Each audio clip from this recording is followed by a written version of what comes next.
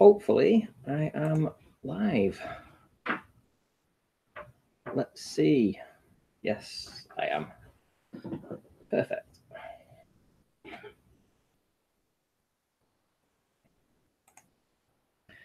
Right, so we're just dealing with the trolls at the minute. So if any of the trolls come in, we know what to do. Here we go, let's see.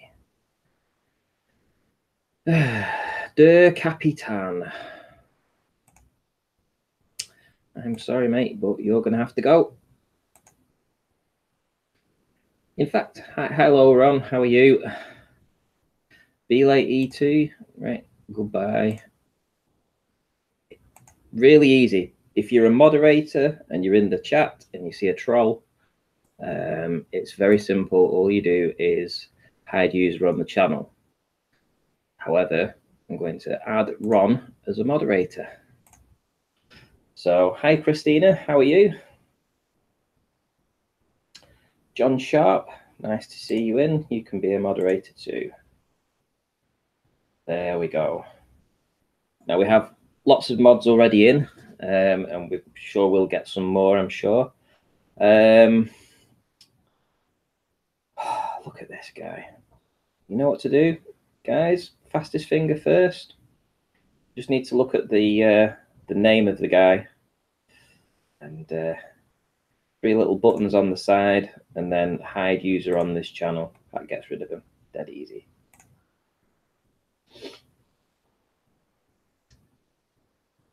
So there we go. Nathan, hiya. Nice to see you in. We have 24 watching at the minute, which is good. Mark Doxy, nice. Nice to see you in. I'll add you as a moderator now. This is a no troll live stream. In fact, all of my live streams are no trolls. However, we have had quite a lot of trolls in already. If we go further up, we have I'm a Pumpkin, all this kind of stuff. I'm not going to say everybody up here, but yes, we've already been inundated with trolls already. So as you can see by the name of the title of this hangout, it is a RantyAthon, a GoFundMe for my P1000. Now, this came about because there was a lot of people in chat that kept messaging me and saying to me that they would happily donate towards a P1000 because of the work that I've been doing.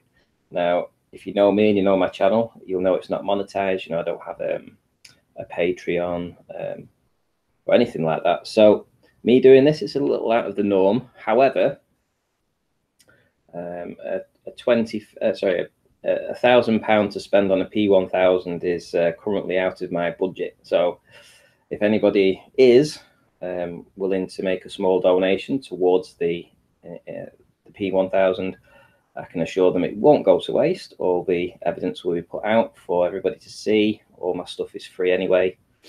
I have I've got £115 raised already from the £1,000 total.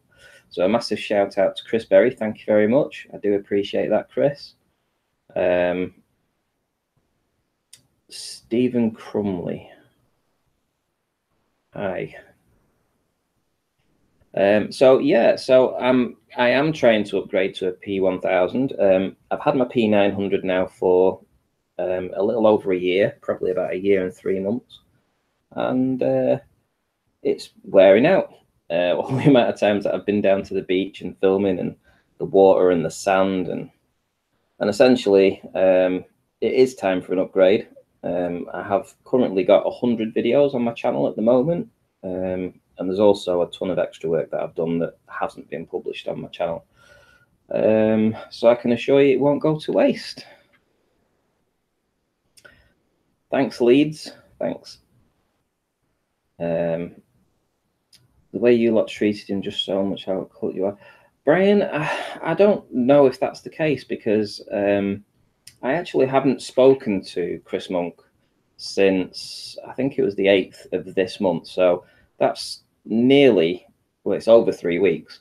And I received, whilst I was live on Nathan's show today, a message from Chris Monk And the message from Chris Monk was a screenshot of him having a conversation with somebody else.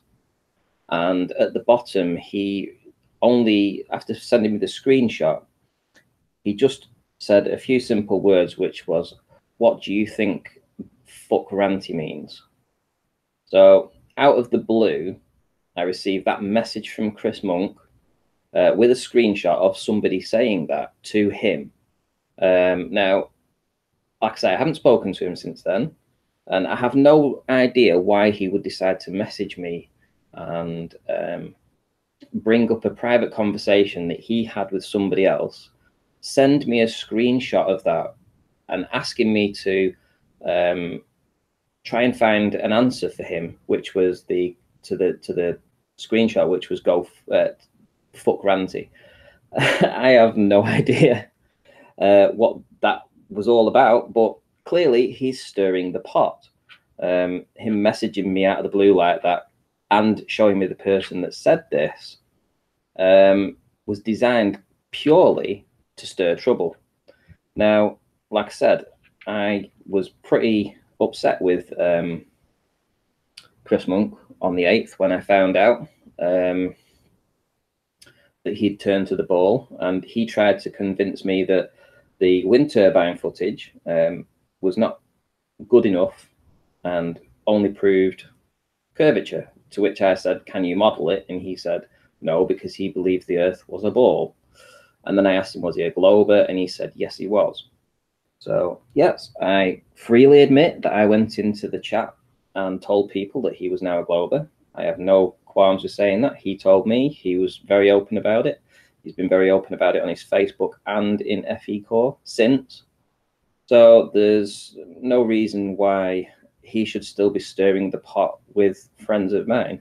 However, he is, and this just goes to show what he's trying to do. He's trying to undermine people from the inside, and I have a feeling that he's actually doing this with Arwen too.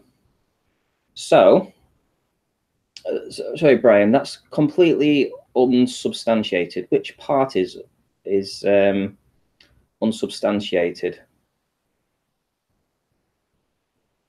I'm just going to wait for you to say which part is completely unsubstantiated, and then I will try and address that.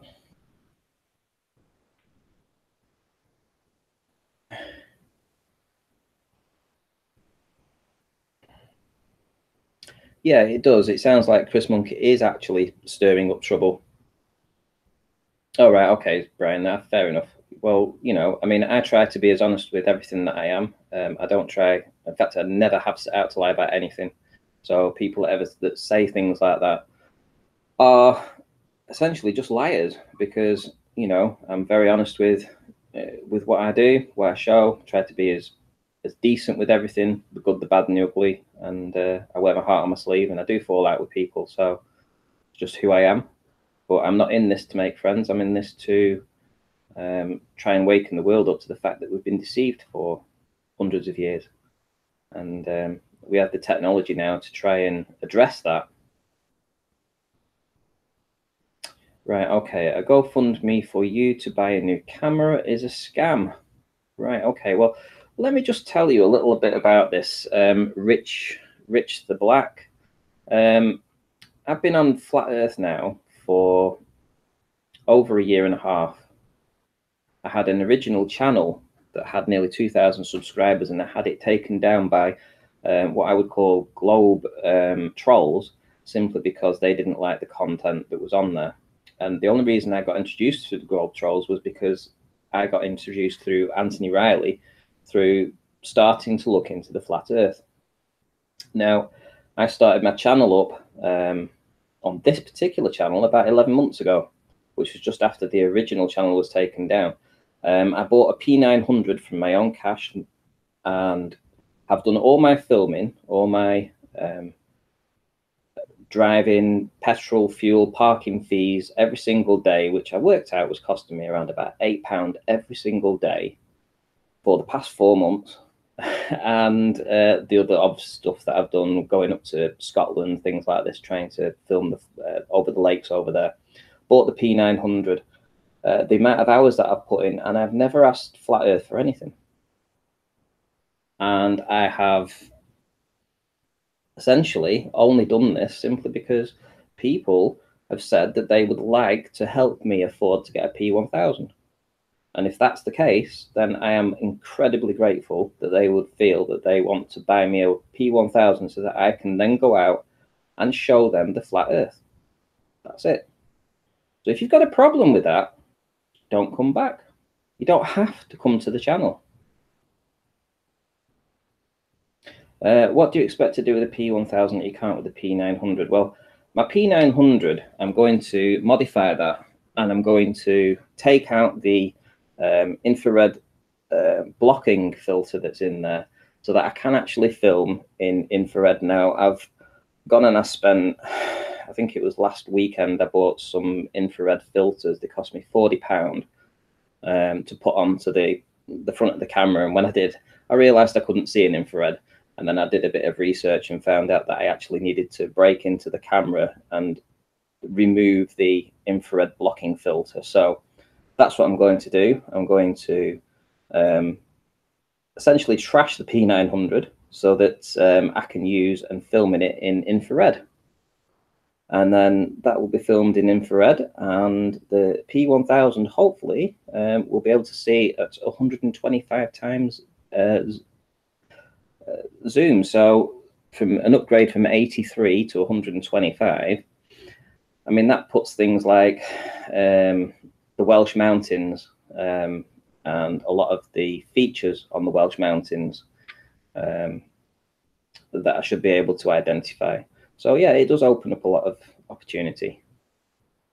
By the way, I'm gonna hopefully, if it's, there's my GoFundMe. I've put it in the side chat. I've also got it in the link as well. So if you feel like you want to donate, that would be excellent. That would be brilliant. Now, guys, what I will say is that if there is too many people spouting rubbish in the chat, then there's 3 little buttons to the side here. So you will open them, and then you will click hide them on the channel. So what's this Rich the Black said? Put it in Santa's list, throw it in the sand. If he's being a troll, then, you know, we ban them. Trolls aren't allowed on my account. So Ute knows the score. He's seen my live streams before. Anyway, let's see. Let's go to this. So here we have my footage, right? So I'm going to show you some of the stuff that I have done in the past, which is great. This is, oh wow, this is well time ago, a long time ago. This was, let me move this out of the way. This was the day that I met Anthony Riley. Now, I'd spoken to him online, and what had happened is I'd been filming in and around Blackpool, and he thought that I was making videos against him because he'd done some observations of Blackpool too. When we got that addressed and we realized we weren't actually in competition with each other and I wasn't trolling him, he wanted to meet me, and we did some filming from Hoylake. So this was the first time that I ever met Anthony, and this is the imagery that we caught from Hoylake. So I believe, remembering back, that the curve calcs, let me put a line in here, rectangle, let's get a color. Let's do it in white. It's a long time ago, so I definitely know that the big roller coaster that's here should not have been in the image. Now, if I remember rightly, the curve calcs was something like this. So this would have been the curvature calcs. So imagine that if we lived on a ball, there should have been a wall of water in front of us that essentially took out all of the tower up to around about this point. It could even have been a bit higher. I'm not entirely sure, but I certainly know it was, you know, give or take about here. So everything that you see now beneath this point, all this shouldn't have been there. That should have disappeared beyond the curvature of the Earth, right? So this was the first time that, you know, I got to actually speak to a flat earther. And through him, I actually got to meet a lot of the trolls, unfortunately, which led to my first channel being taken down. However, this was the first observation here. So this is what hooked me, essentially, this observation. I mean, look at, Blackpool Tower is 525 feet to the top. Now, I know you're not seeing the very bottom of it. This is the heart at the front of the Blackpool Tower, the Blackpool heart on the tower. And this was in central South Pier. This was the lights on South Pier. It has a slingshot ride that was there. So again, we're seeing stuff that we shouldn't, and this is what, this is what kind of hooked me into this. Don't know if I really need to show any of that. This is another time that I went to. This is just an image that I took from Barrow. So I drove to Barrow. It took me 2.5 hours to get there, and I had to look back at Blackpool. And this was the mirroring that we saw. If I zoom in, hopefully you'll see that this is Blackpool Tower. And I think the curve calcs mean that where my cursor is now, everything beneath that should have been beyond the curve. So here we have the Tower Ballroom and stuff. There's the windows in it. And you are seeing the miraging, coming down on it, etc. But still identifiable as to what's actually there. If you was looking at the Blackpool Heart, it would have been in this location here. And yeah, I mean, it doesn't matter which way we look at things when we get out and do this. So I have been active on the flat earth scene for a long time, even if you don't really know me too much. What else do we have? So that was Blackpool. That was my first introduction to that. Nighttime observations. I'm not too sure what that is. Oh, right, Barrow in Furness. So yeah, this is at nighttime looking at Barrow. Here we have Devonshire Dock Hall, which is here. There's the lights that are on the buildings that I do have the video up for this, where we see these red lights at nighttime. So yeah, nighttime observations, you tend to see a little bit further. This was going dusk. I think sun had set actually when I did this. It was just the remnants of the light that was left in the sky. Fascinating, but bear in mind that all this should be gone up to here. That's all. All these buildings aren't really there if we live on a sphere. And that's what we're doing. We're finding out that this is not our reality. Who would you rather believe your eyes, or would you rather believe that this is loomed up and this is just a figment of your imagination? I mean, they treat us like children. Seriously.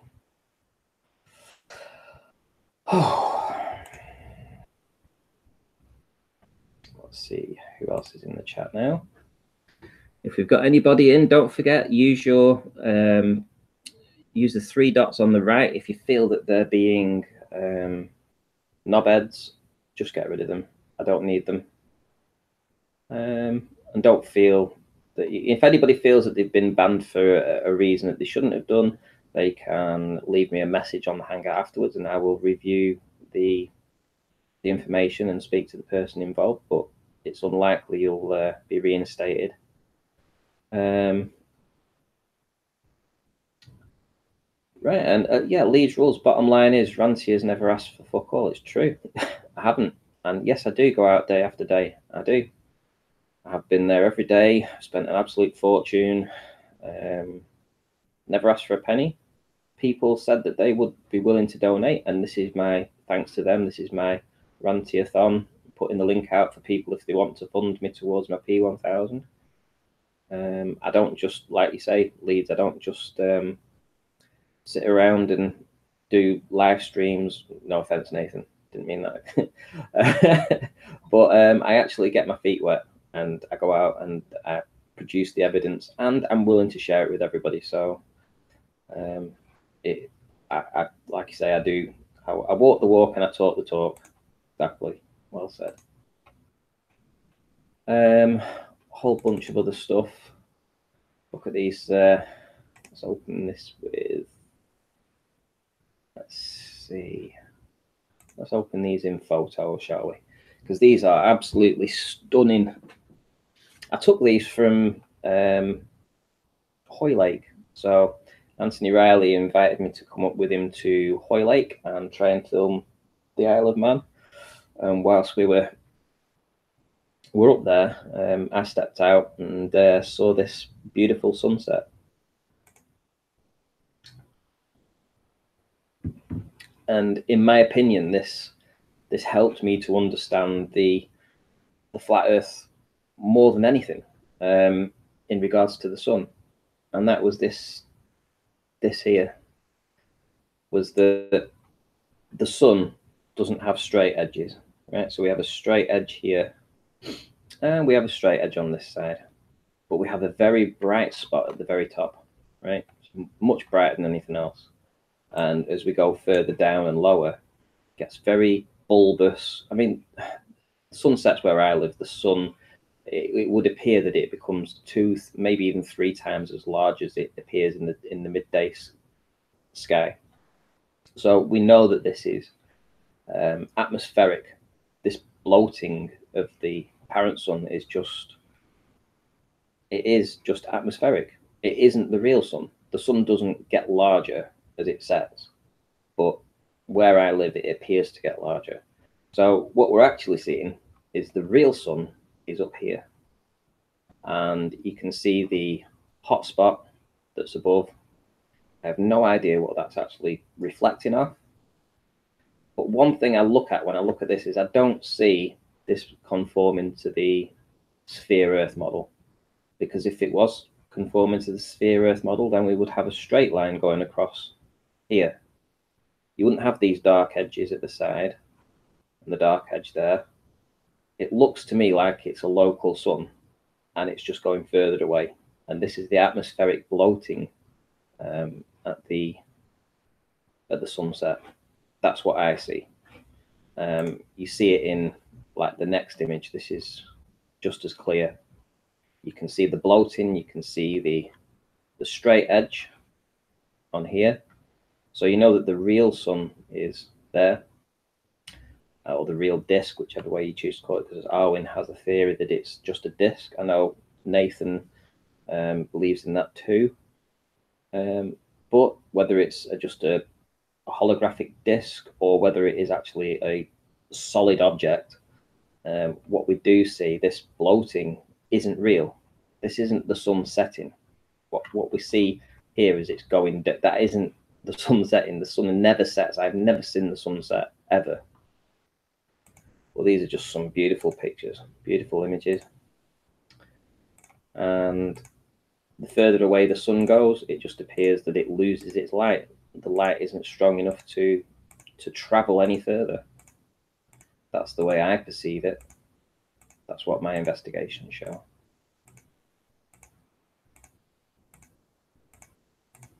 And yeah, I know Nathan's got a few of these that he shows on his Hangout. Here we have some more. This is when I went to Fleetwood. Oh, did I go to Fleetwood for these ones? Hang on, let me think. No, this is from Cleveland's. So I went to Cleveland's when I I'll not watch it on that one. I'll watch it on have a look at photos. So yeah, so I was in Cleveland's again at sunset, and I was fortunate enough to see one of the Stena ships, one of the cruise passenger liners, pass in front of the sun just as the sun was setting. I couldn't have asked for it to be more perfect, actually, because we actually have a cloud that dissects the sun. We have the boat passing in front of the sun. We have the turbines in the background. We have this mysterious orange colour. That's obviously because I don't have a filter on, but it all adds to the drama of the image, and it really is just a fantastic few images that I was lucky enough to capture. And I think this is Nathan's favourite one of all. I know it's certainly one of mine. And the thing is, people that live in the country, that don't live at the seaside, they don't get to see this kind of beauty. where I live, I have the opportunity to do this, and I don't shirk the issue. I go out and I pull my weight. Let's put it that way. It's absolutely beautiful.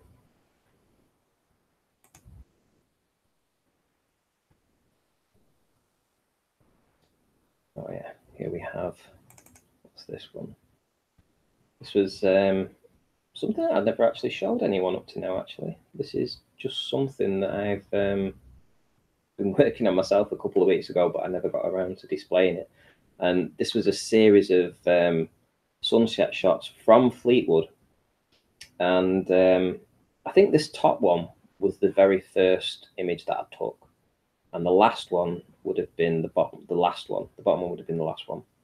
And as the sun was setting, what we have is these crepuscular rays. Now, if we look at the angles of these on the right hand side, they look fairly consistent. So we've got a line in this direction and a line in that. You know, it's fairly consistent, but it seems to break down when it comes over onto this side, because we have the crepuscular rays pointing down this way to 7 o'clock, and yet on the bottom image, the later one, they're pointing at 8 o'clock. There's a drastic difference between the two. Now that didn't compute with me, because I'm thinking, well, how can it be level on the right hand side? Fairly, you know, there's no real difference straight ahead, but on the left hand side, there's a massive difference in the crepuscular rays. What's going on? And obviously we've got the Isle of Man in the background, which I think I sent Nathan these as a video that he put out, and you can actually see the Isle of Man there. There's another piece of the Isle of Man, another piece, and another piece there. And the thing was, I'd deleted these images, and I'd made a video, and I'd put them all together as a video. I might actually have that. Let's see if I've got it. I think it's this. Yeah, this was it. So I'd taken these images of the sunset at Fleetwood last year, and I hadn't realised I'd even captured the Isle of Man in the background.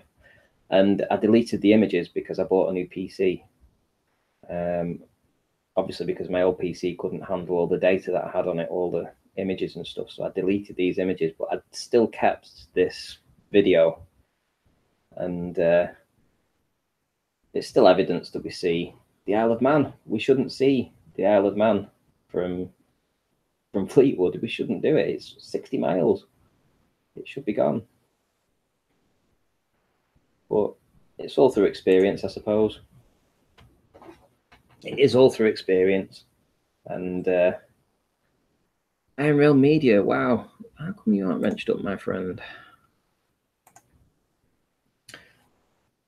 Yeah, yeah, it's all experience. I think I'm far more educated now on Flat Earth than I was a year ago. I remember it was about perhaps a year ago now, Red's Rhetoric asked me to have a debate with him.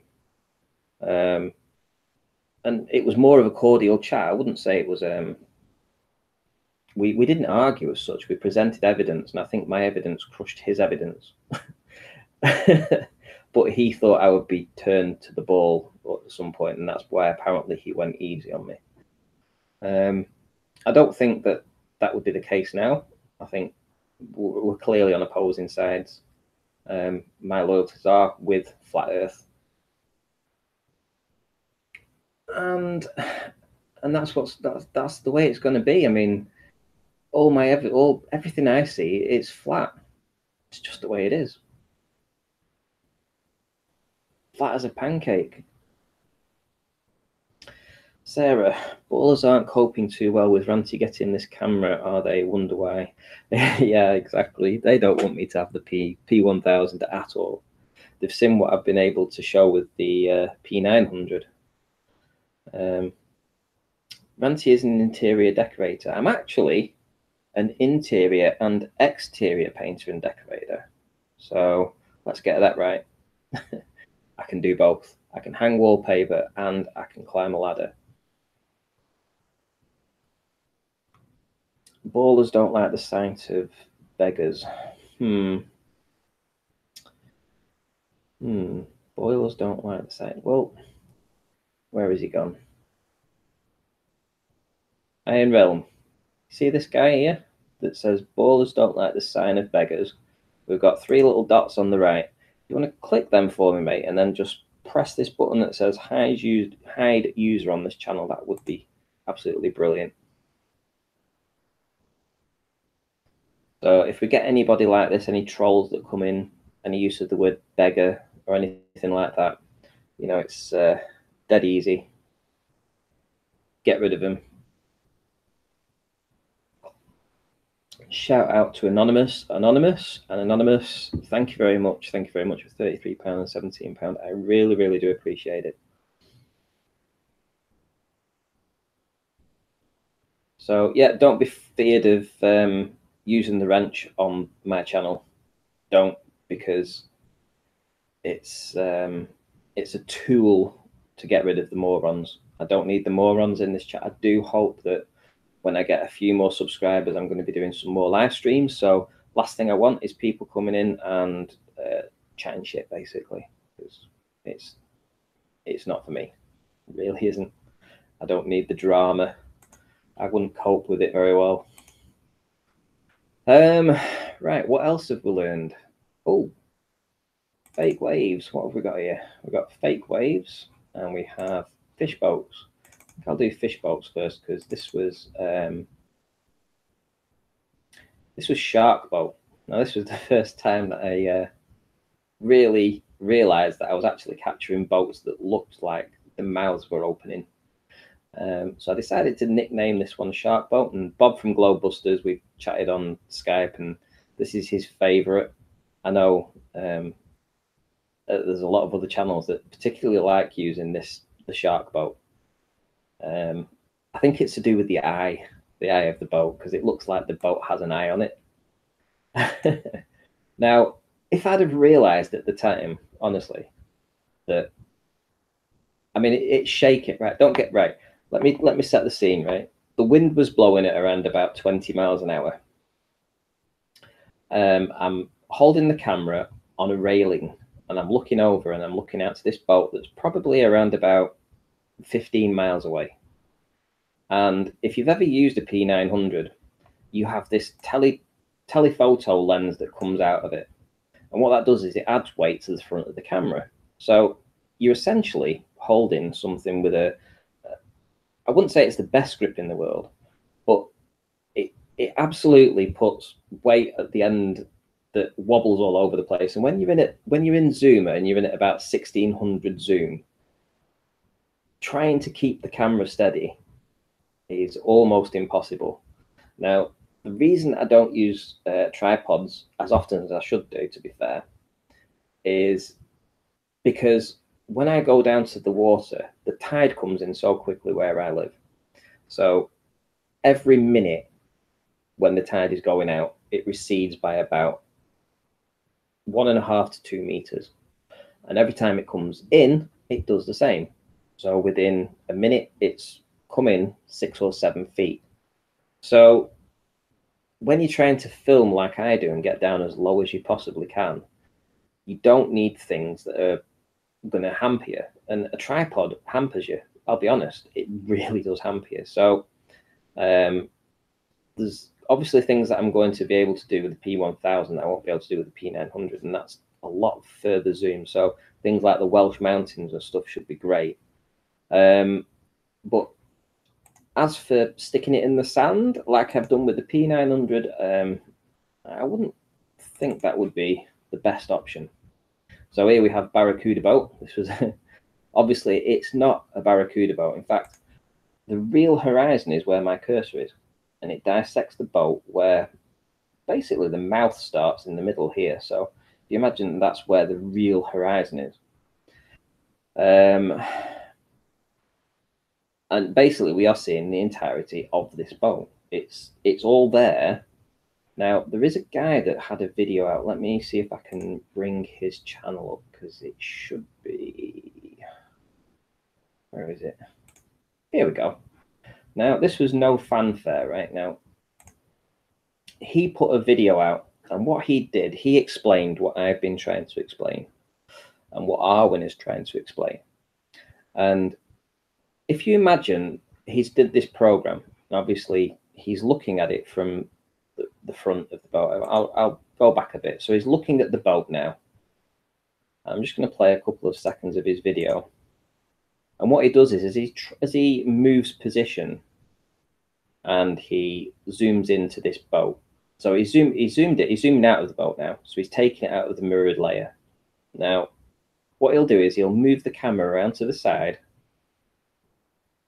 And now what you see is this mirrored layer. Can you see this mirrored layer that's here? You can see the boat is just about to pass through it. So there, it's just passed through it. So essentially what he's showing here is exactly how I've seen it in my own head with my own camera as well. I mean, it's how you would envisage it. This mirrored water layer, which is here, it's a slanty mirrored layer. And this is just the accumulation of evaporation and water that's in the air. And as the boat goes further away, it actually passes through this mirrored layer. So it's going further away, it passes through the mirrored layer, and as it's gone through the mirrored layer, you now get the mirroring effect of the boat. But the real boat is still on the flat plane. It's not gone over any hump or anything like this now. So a huge shout out to this guy. No fanfare. Brilliant work. I know he started putting his videos out again, so sensational stuff. But yeah, this is exactly what we're seeing with this boat. So again, this is exactly the same thing. This is the mirrored layer. Everything underneath the cursor is the mirrored layer. That slanty mirrored layer that Arwin talks about, the slant. And the boat is behind it. It's behind it. It's not gone over a curve. It's still on the flat plane.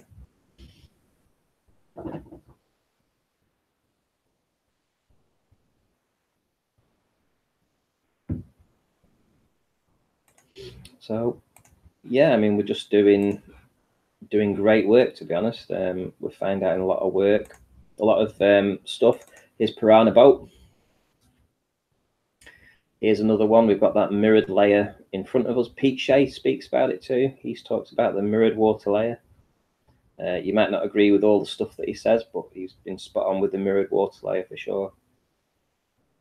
And you can actually see it. If you can imagine it in your head, you can now see it, and you can see what's happening with this boat. The obstruction that's there isn't curvature. The obstruction is the atmosphere. That's what it is.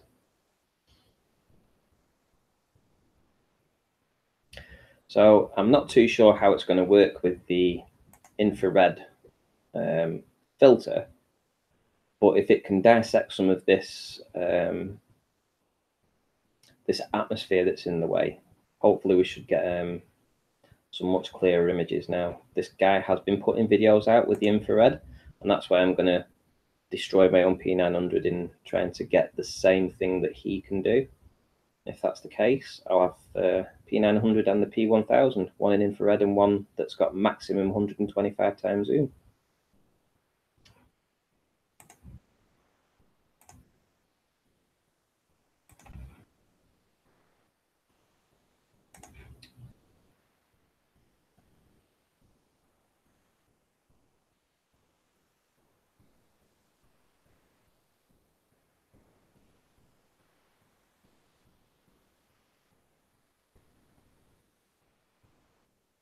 What's this one? What's you're saying in chat?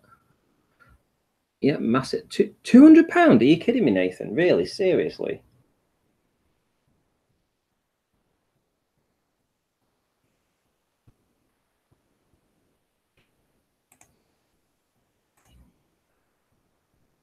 I'm like blown away. If I've got £200 already, that's sensational. I only put this GoFundMe out, what, 6 hours ago? That is absolutely sensational. Can you buy it from a shop offering? What's this? I support people supporting him, if that helps. Yes, Cosmic, yes. The mirrored layer is less visible from higher elevation. However, you still encounter it. That is true. Although, however, I have to say, the 1 foot observation yeah, that's a different ball game altogether. Now this was my videos of the 1 foot observation. So this was the day that I went along to the beach, and as soon as I turned up, I noticed something different, and that was that the wind turbines that were over in Barrow, so Barrow Wind Farm, this was the imagery that I was getting. And as you can see, the straight arms of the wind turbine blades aren't looking very straight. In actual fact, they're looking like they're doing a Mexican wave. And it blew me away when I saw this. I was like, I have to film this. So I got the camera out, and obviously I started filming it. And if I pause it here and just go back a little tad, you'll see that there is very clear mirroring going on where my cursor is here. You can see this area here. So that's where the mirroring is actually starting. So it was getting some mirroring. We've got this refraction going on. It was a very, very, very weird thing that I've not seen since. I've seen close to, but not the same as this, the old Mexican wave on the wind turbines. But if I had known, like I do now, that I was going to see essentially floor to floor, shore to shore, if I knew I was going to see that down at the water's edge from a foot, if I knew I was going to see that, I'd have stayed there all day. I just didn't know. Now, if you know anything about the P900, or you've got a P900 of your own, what you'll notice is it has a very, very small monitor that you can actually look through. So I think the screen itself is only about 3 inches by 1.5 inches. And when you're looking and the sun was glaring into the actual screen itself, it was really difficult to see what I was capturing. Now, all I knew was that I was seeing a lot of flat. That's what I knew. Now, what I also didn't realize was that, because I was looking through the viewfinder and trying to hold it still with the camera. So there's my camera tripod. Now it's set to about 1.5 foot, that camera tripod. I'll just pause it here. So yeah, so this is set to 1.5 foot right now. It's the smallest it can be. The tide is literally maybe 6 feet away, if that, 5 feet away. And I stand in between the tide and the actual tripod. And I try to still, I'm still looking in the viewfinder whilst I'm filming it. And when I finish filming and I lower myself back down again and I take the still images, I'm able to lower the camera a bit lower, because I'm not trying to hold it steady and focus, because I don't need a consistent, I don't need to consistently hold it, because it's just click the button, take a picture. So I was able to get a little bit lower on that, and I hadn't realized, if I'd have known the imagery that I was going to get from it, I would have stayed there all day, I tell you. And essentially this is what I do. So this is me standing up and looking over at Barrow, and you can see the mirroring that's going on. But we're getting a mirroring up rather than a mirroring down. And it was this is the day that it was weird. It seemed everything was backwards on this day. I don't know why it seemed this way, but everything seemed back to front. And essentially we are seeing floor to floor. Now, this is from holding it at chest height. And what I'll do in a moment is I'll drop and I'll lower my elevation. In fact, I might just let the video play, actually. And I look across again at Barrow, and I'm holding the camera now at a foot. This is what I'm doing. I'm holding the camera around at my mid-shins, and I am trying to focus and hold it steady and look across. And you can see a drastic difference. Even in this, you can see that the imagery is much clearer. there's still a band of refraction going on, but the band of refraction isn't at the bottom, which was the really weird thing. It was actually above.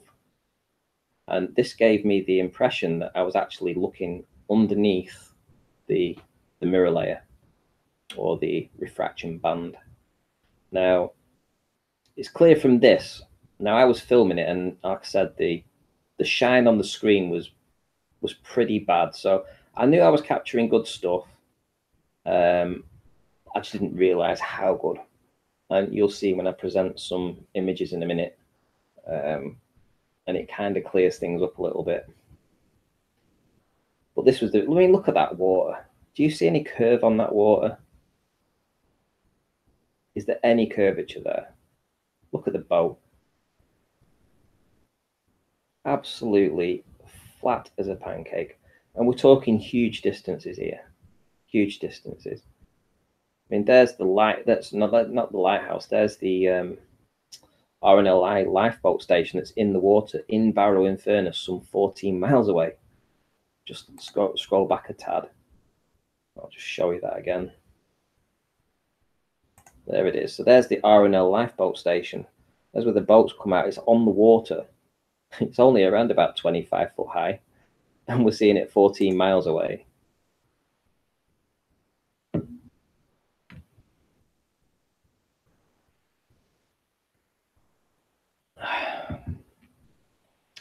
So yeah, so I think I scroll out now and zoom back out, and I'll try and I'm trying to hold the camera in the same position that I was holding it to show you in relation to the tripod height.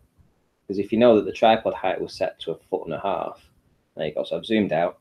I'm showing you that I'm crouching down right now. I'm moving across, as you can see. So essentially, actually, I was probably at about 1.5 feet with the video, which makes sense because the images get even lower and I see further and clearer. So this is me turning the camera off now and saying I'm going to take some imagery now from this spot, and I should be able to show you that. Let's see. We'll be in the Globebusters one, actually. Globebusters. One for observation. 3702. Oh, don't want that up. Get that off. Open it in photos. So yeah, so this was me holding the camera now without actually having to look through the viewfinder and hold it straight. I could literally just hold it and point and click. So this essentially knocked another 0.5 foot off the observation height. And look at I mean, we're still seeing that building that we saw in the video, just pretty much the same as that.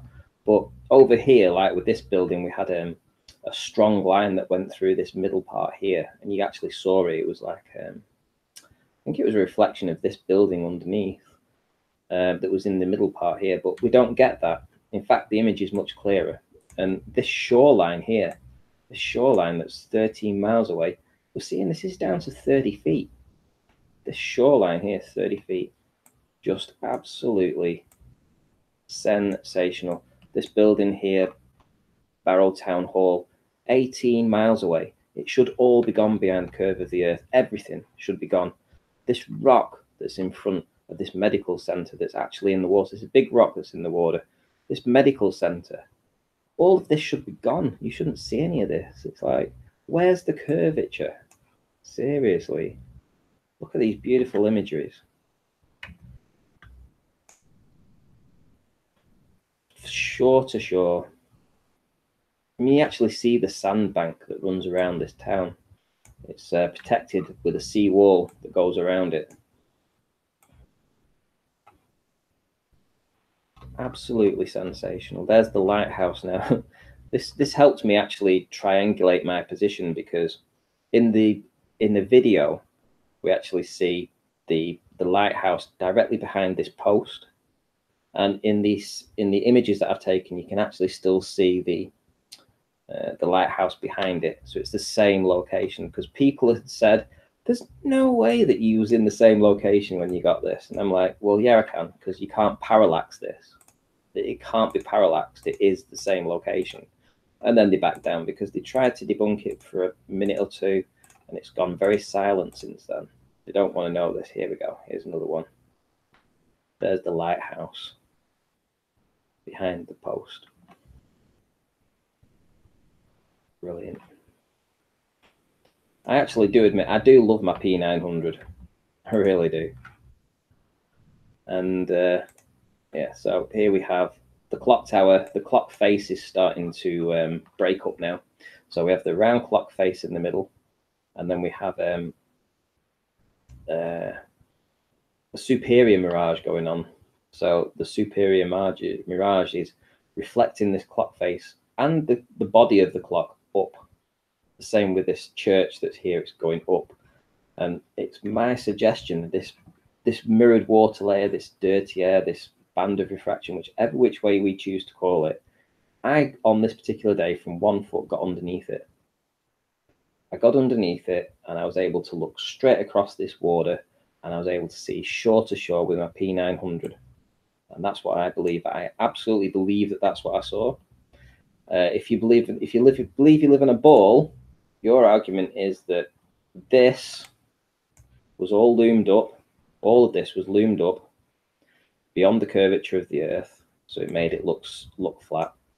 And then you had a superior mirage that went on in this location here that reflected the buildings upon themselves. So you had two effects going on in the same image. So if you want to believe that, that's fine. We just believe that we see it because it's there.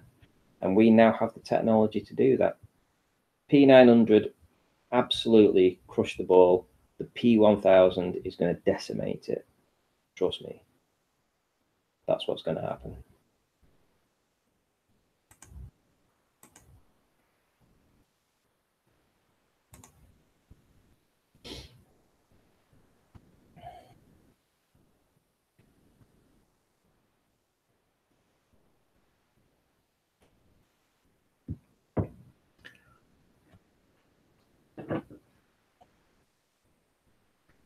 Be great to get 333 by the end of the stream. Nathan. 333. You could have said 666, mate. I mean, why 333?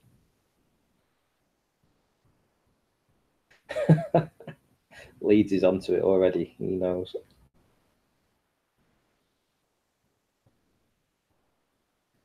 Quantum eraser, right? Okay. How high are the turbines squared? It's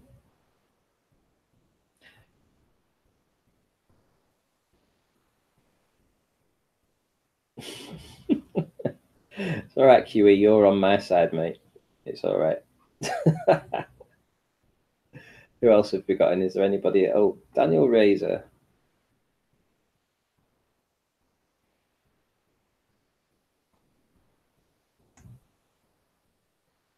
There we go.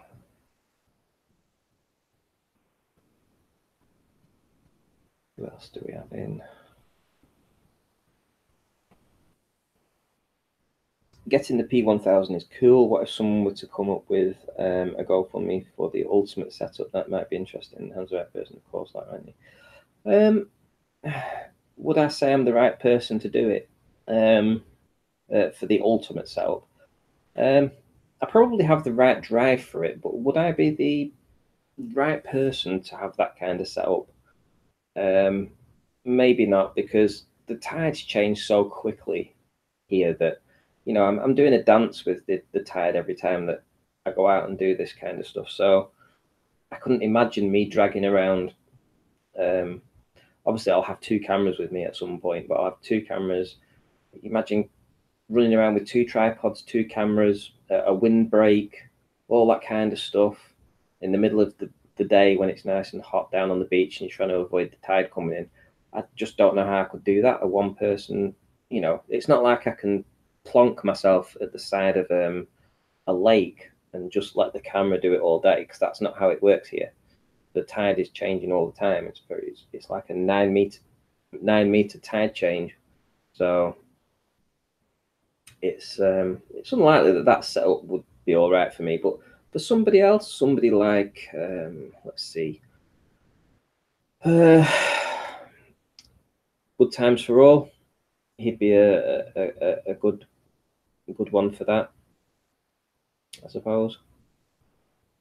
Ball on the Plane, although I think he already has a good setup. I'm not sure who else. Yeah, there's a lot of people out there that have got good stuff, good money. It's funny how all the ballers seem to have all the best stuff, though. I mean, I don't understand how a lot of the troll accounts, the troll ball earthers, the troll flat earth, happen to have all the drones and the P900s and the you name it. They've got everything. It does seem incredibly odd. Right, let's see what else I've got. Footage. Let's see what else we can see. We've got the 1-inch observations. How's about with that? Let's have a look at this one.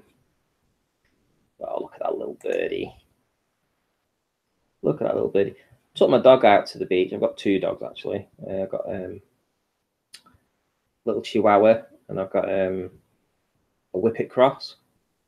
And the Chihuahua was being attacked by these little buggers. Not this particular one, but 5 years ago when I found him, he was on the tram tracks in Fleetwood. I was on my way to work and I saw this thing lying in the tram tracks. I wasn't sure. It just looked like it was blowing in the wind. I didn't really well, I say blowing in the wind. The fur was blowing on it, and I thought it was like a dead cat. And so I went over because I saw it move, and it was raining, and the seagulls were actually pecking at it, and it was this dog, and it was a little Chihuahua, and I think it had given up all hope. It was all matted up and shivering in the cold. You know, like I say, it had actually, I think it had given up on life, and of course picked it up and dried it off, took it home, gave it a bath, gave it food, dematted it, phoned up the RSPCA and asked them, you know, had anyone missed a dog? And they said no, Chihuahua's been missing. If we don't get contacted in 30 days, if you want to keep the dog, you can keep the dog. And 5 years later, we have it. And the funny thing was that I put a video out this week, and I was down at the beach with my Chihuahua and the Whippet, and Bo, who's the little Chihuahua. I was saying how he was getting his confidence, and he no longer really feared the birds anymore. You know, at one point he feared, you know, if you walked behind him, he jumped a mile. And now he was down at the beach with his big brother. I call him his big brother, and he was chasing after these seagulls. So I was filming it and put it on my channel. So if you want to have a look at that, that's great. But yeah, so just thought I'd say that because I saw this little seagull in the foreground. But as you can see, the seagull's head is actually above the buildings. Now, I'm holding the camera essentially an inch above the water, and you can see the buildings of Barrow in the distance. This is a distance of like 18.3 miles. I mean, you can see the compression that's going on as well. I mean, that's another thing that we've been working out and what the observations have been proving. But there's a little bird, little seagull going past, and buildings of Barrow, hello. Thank you very much.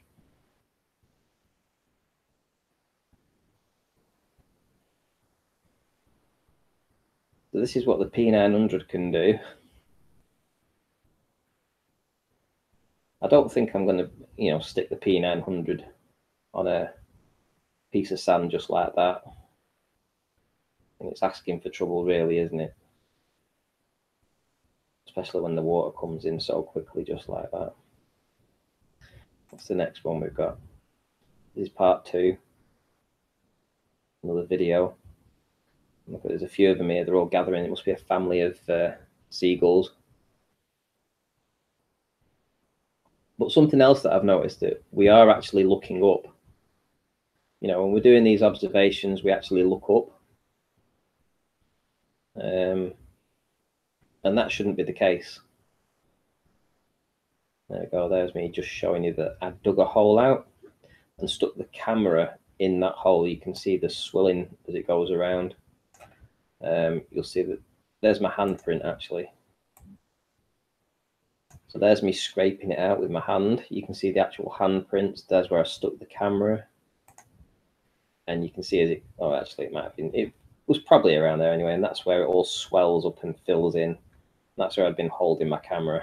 So to get this shot here, I had to do a dance with the tide to get it, to show you guys the flat Earth from essentially zero. I had to get down to the beach, dig a hole as quickly as I could, stick the camera in it, film, try and focus it, and then show you as the water fills up the hole. I think on this day I actually got cut off from the incoming tide. It enveloped me and I was on a sandbank. So I actually had to wade out through the end of it and climb back into it. Yeah, that was it. Because look, you can see it's going around here. Can you see where it's going round to the right? And what I'm actually standing on is a sandbank, and it went all the way around. It completely cut me off from escape, and I had to do a dance with the through the water to get out. And yeah, it's all good though. It's all for the cause. All for the cause. So we got, oh, looming. That would be a good one too. So now this is what the ballers would call looming, and we know this is mirroring, right? So you remember the mirrored water layer that I'd spoken to you before about? This is the mirrored water layer again. What I'm looking across is from St. Anne's all the way up to the turbines in Barrow. And we have that mirrored layer that's essentially where the hub of the turbine would be. Now, if you imagine that from my position, you shouldn't see the turbines anyway, they should be gone, right? Just a matter of fact, gone, if you believe in the Kerr calcs. But you can see the mirroring effect happening on the atmosphere. Now, what the globelings will say is that this is evidence of looming, but that kind of falls on its face when you see the reflection underneath. Next image. Again, here we have the buildings of Barrow. Again, I think this was from around about 19 miles. Different location, but let me just pause that on that. Let's see if I pause it on the exact spot. Let me go back a bit. Look at this building on the left, right? Now, if you imagine that was a boat on the water, and you've seen these videos where they say, what is it, like ghost ships or things like that, and it's nothing of the sort. It's not a ghost ship at all. It's the atmospheric blocking in the foreground creating a mirage effect that effectively reflects the sky underneath the building. That's what it is. This color up here, this sky color, is being reflected down here. That's all that's happening. And it's being reflected down here before it gets to the building. So the building is there. It's there, but you can't see it. It's not beyond the curve. It's not changed position any. It's just, it looks like it's looming. And this is what the globelings will have you believe, that this is a looming effect. And it's nothing of the sort. And you know what? Going every single day and seeing this and documenting it and putting this together, this is what's helping everybody understand what's actually going on here. Here's another one, Ranty's rock, another Ranty's rock. There's a rock heading towards Blackpool from Cleveland. So I'm looking towards Blackpool now. And this rock, look at it, it looks like it's a black hole. You would say, if I said to you and put a video out, black hole over Blackpool, you might believe that just on video evidence, but it's just trickery. That's all it is, just trickery. It's the sky being reflected underneath the rock, making it appear that there's a black hole there. That's all it is.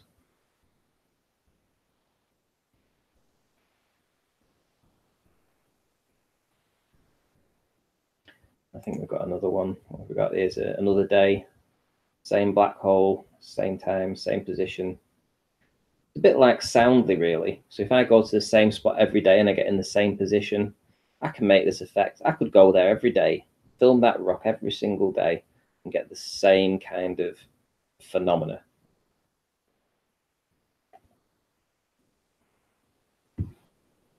Every single day.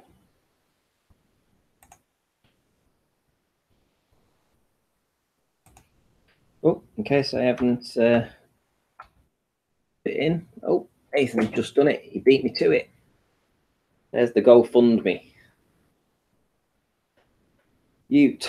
Okay. That means if a campaign raises £1,000, 10 donations, GoFundMe would collect about $82. I don't know. I don't really know how it works. To be honest. You know, if I have to put towards it, I would, you know, I'm gladly put towards it.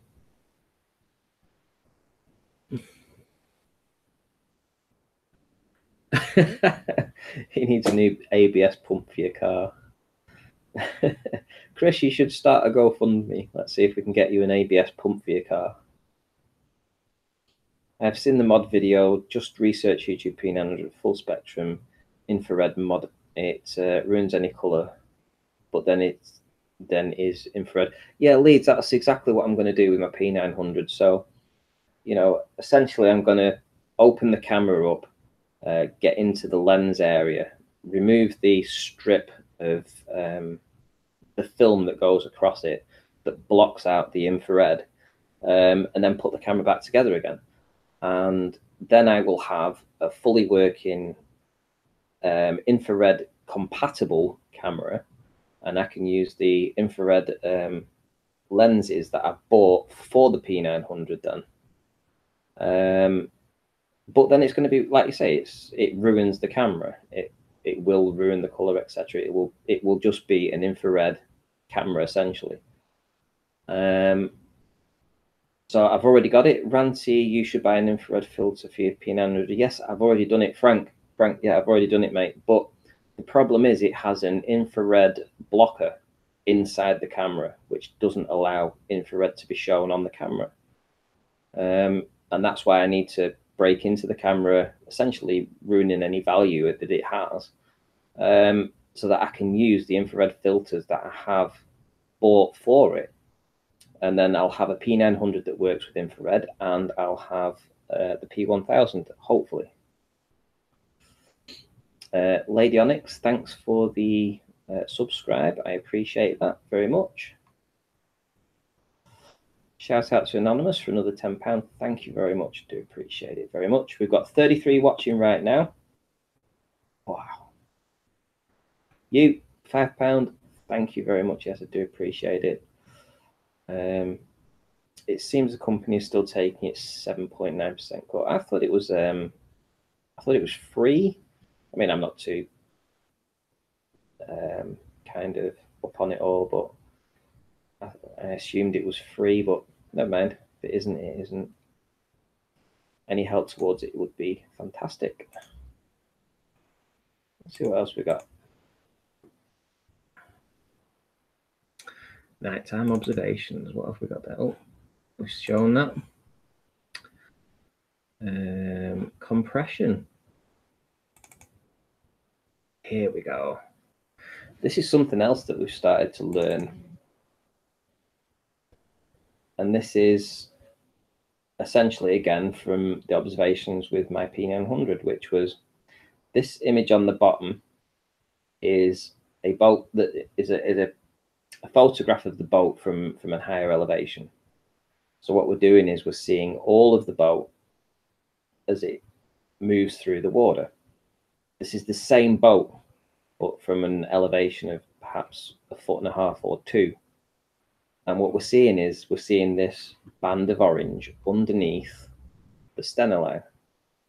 Now you can still make out the stena line, you can still see the words, but this band of orange that runs underneath it, that is clearly evidenced in the video that I actually did this from, proves that what we're seeing is down to the hull of the boat, because the only orange that's on the boat is the hull. So the words stena line, which are completely compressed, and this orange piece underneath it, which is what we have going on the boat here. So what it says is that we're seeing all of the boat. Then you ask yourself, well, if we're seeing all of the boat, how come we're seeing widthways? There's no real change widthways on the boat. So if you look at this part of the boat here, it's the same there, same here, same width at the front to the back. The only thing that's changed on it is it's been squashed.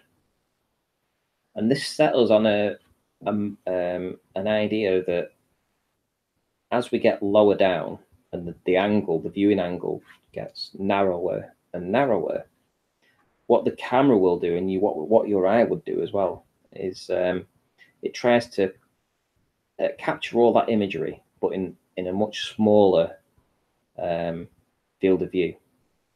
So the only way it can do that is by compressing it. So for instance, the camera knows there's a piece of orange running across here, so it fills it in as best it can. So whatever's happening, this narrowing of the field of view is compressing the image. It's not compressing it in a width way, because it maintains its aspect ratio widthways, but in that band of refraction, the narrowest part of the viewing angle, it compresses it. Now, what I've also done here, this is a cutout. This area here is a cutout of the top image. So this is the image that's being compressed. But what I found is that this part of the boat, basically this orange lifeboat here, and everything above it, right, is out of the compression zone. It's out of that. It's out of that narrow band. When I cut it out and I pasted it here, you can actually see that there's no difference at all. There's absolutely no difference between the top boat, which half of it is in the compression zone, and half of it is out of the compression zone. And the half that's out of it is absolutely identical to the boat as you would normally expect to see it. There's no difference at all in the two. Which then it kind of set us on this voyage of going back and forth. Me, Nathan, Anthony, Arwin, a few other people, and we were talking about this off air, so it wasn't in the debates or anything. And we were discussing these and saying, well, how can it be that this part of the boat is out of the compression zone and this part is inside the compression zone, and you can clearly see the effects of that? And you know, this is the brainstorming that we try to do. We try to ask these questions, and we came to the conclusion that it must be something to do with the narrowness of this angle. So from the top observation, it was from an angle of that was from an observational height of about 1.5 feet. Looking at this boat that was essentially 7 miles away, the narrowness of that angle compressed it. But because the camera was able to resonate more of this image, this part here, it was able to capture more of it. So then it got us thinking about the wind turbines and stuff like that, and how that works with the compression of it and compression of the stems and distances. So we are understanding this stuff. This is going back and repeating this stuff and comparing it and talking about it having a few people debate this between us off air allows us to put a show on every single day and bring this new evidence to you guys. And we wouldn't say we are experts in this at all, but what we do is we have a lot of hard work that goes into this, and we do try our best to be as accurate as we can with the evidence that we show.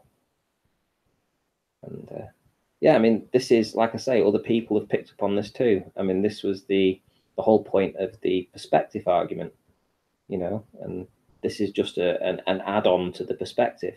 We've got to learn our world. We've got to learn our world because we weren't taught it in school. We were taught that we live on a ball, but the ballers would blink test this, as Anthony said. They would blink test it, take this bolt on the bottom, blink test it over the top one, and say, "Oh, we're missing all the bottom part of the boat."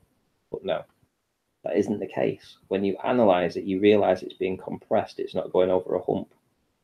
That's what we're finding out. And we've got 500 or 1,000 years of research to catch up on, and that's what we're trying to do. Here's some other images from Barrowing Furnace, different distances on the right, and after the we'll have a 60 foot, 1 foot, 1 foot, and all these at 2 feet. So these were the observational heights, and these were the distances, going from a distance of 17 miles to 24.5. Now bear in mind that everything that you see on here, apart from the top one, the top image itself is, you should see that from 17 miles at an elevation of 60 feet. This is what we should see. So this is like a baseline. But all the other images, everything that you see in the lower images, you shouldn't see it. That should not be there. That's just a hologram been brought up from beyond the curvature of the Earth for everybody to see it, but it isn't really there. It's a hologram. And it doesn't matter how many times I go back and film this, every day it's a hologram. It's a hologram. It's not really there. Because do you know what the ball Earth can't have? The one thing they cannot have ever, and that's water that curves. Sorry, water that is flat.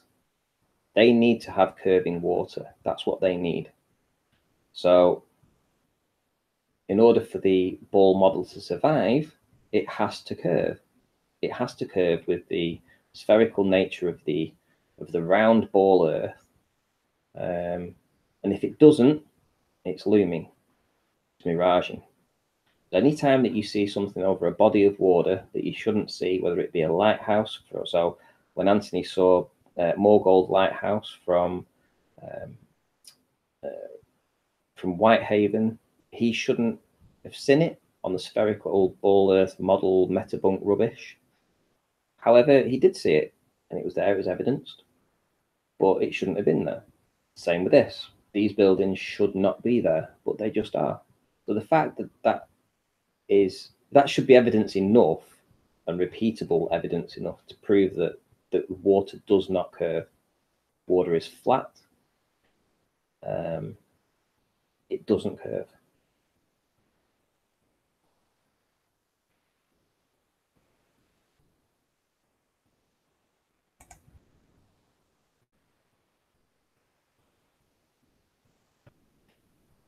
Enormous shout out to Michael Buck.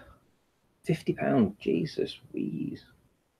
Wow. I mean, I'm absolutely blown away with all the people that have donated. Absolutely, really blown away. Cannot thank you enough. £270 raise already. Wow, this is sensational. Nathan, you mentioned today that Chris Hayes, aren't you already loaded? Hell no. I wish I was. In fact, I'll let you into a little something. The past year since I got into Flat Earth, my work rate has dropped an awful lot, too much to be fair, because what I'm finding is that in the morning, dropping the missus off at work, first thing I'll do is I'll drive up to the beach and I'll see what the weather's like, and I'll take the camera down there and I'll go to the beach and I'll do some filming. So then an hour later, I'll get back into the car and then I'll drive to my job to do the work. Then at lunchtime, I'll go off and I'll get my lunch. Then I'll go down to the beach and I'll do some more filming again. Then I'll go back to work. Or what I've been finding recently in the past 4 months or so, 5 months or so, is that instead of going to work for the late afternoon session after work, is I've been going home and entertaining you guys on the Nathan Oakley 1980 Flat Earth debates. So instead of doing my normal 50 hours or 55 hours a week, I'm actually only doing half of that now. So cheers, Nathan. But yeah, so Flat Earth is absolutely affecting my income for sure. So saying that I'm loaded, that's not true. In actual fact, I'm actually struggling right now to put the money towards getting the deposit to actually buy the house that I'm trying to buy. However, you know, it will, you know, we will get there. We will get it all sorted. It's not an issue as such. But to say that I'm rich, absolutely not. You know, that's just not the case. Ranty, when you convert your P900, do not remove the infrared blocking filter. That'll make you a full spectrum. You have to replace it with a filter that blocks all of that. Really? Right, okay, cheers, Ron. Are you sure about that? Because if you do, can you give a link in the side chat that that lets me know what I need to replace it with?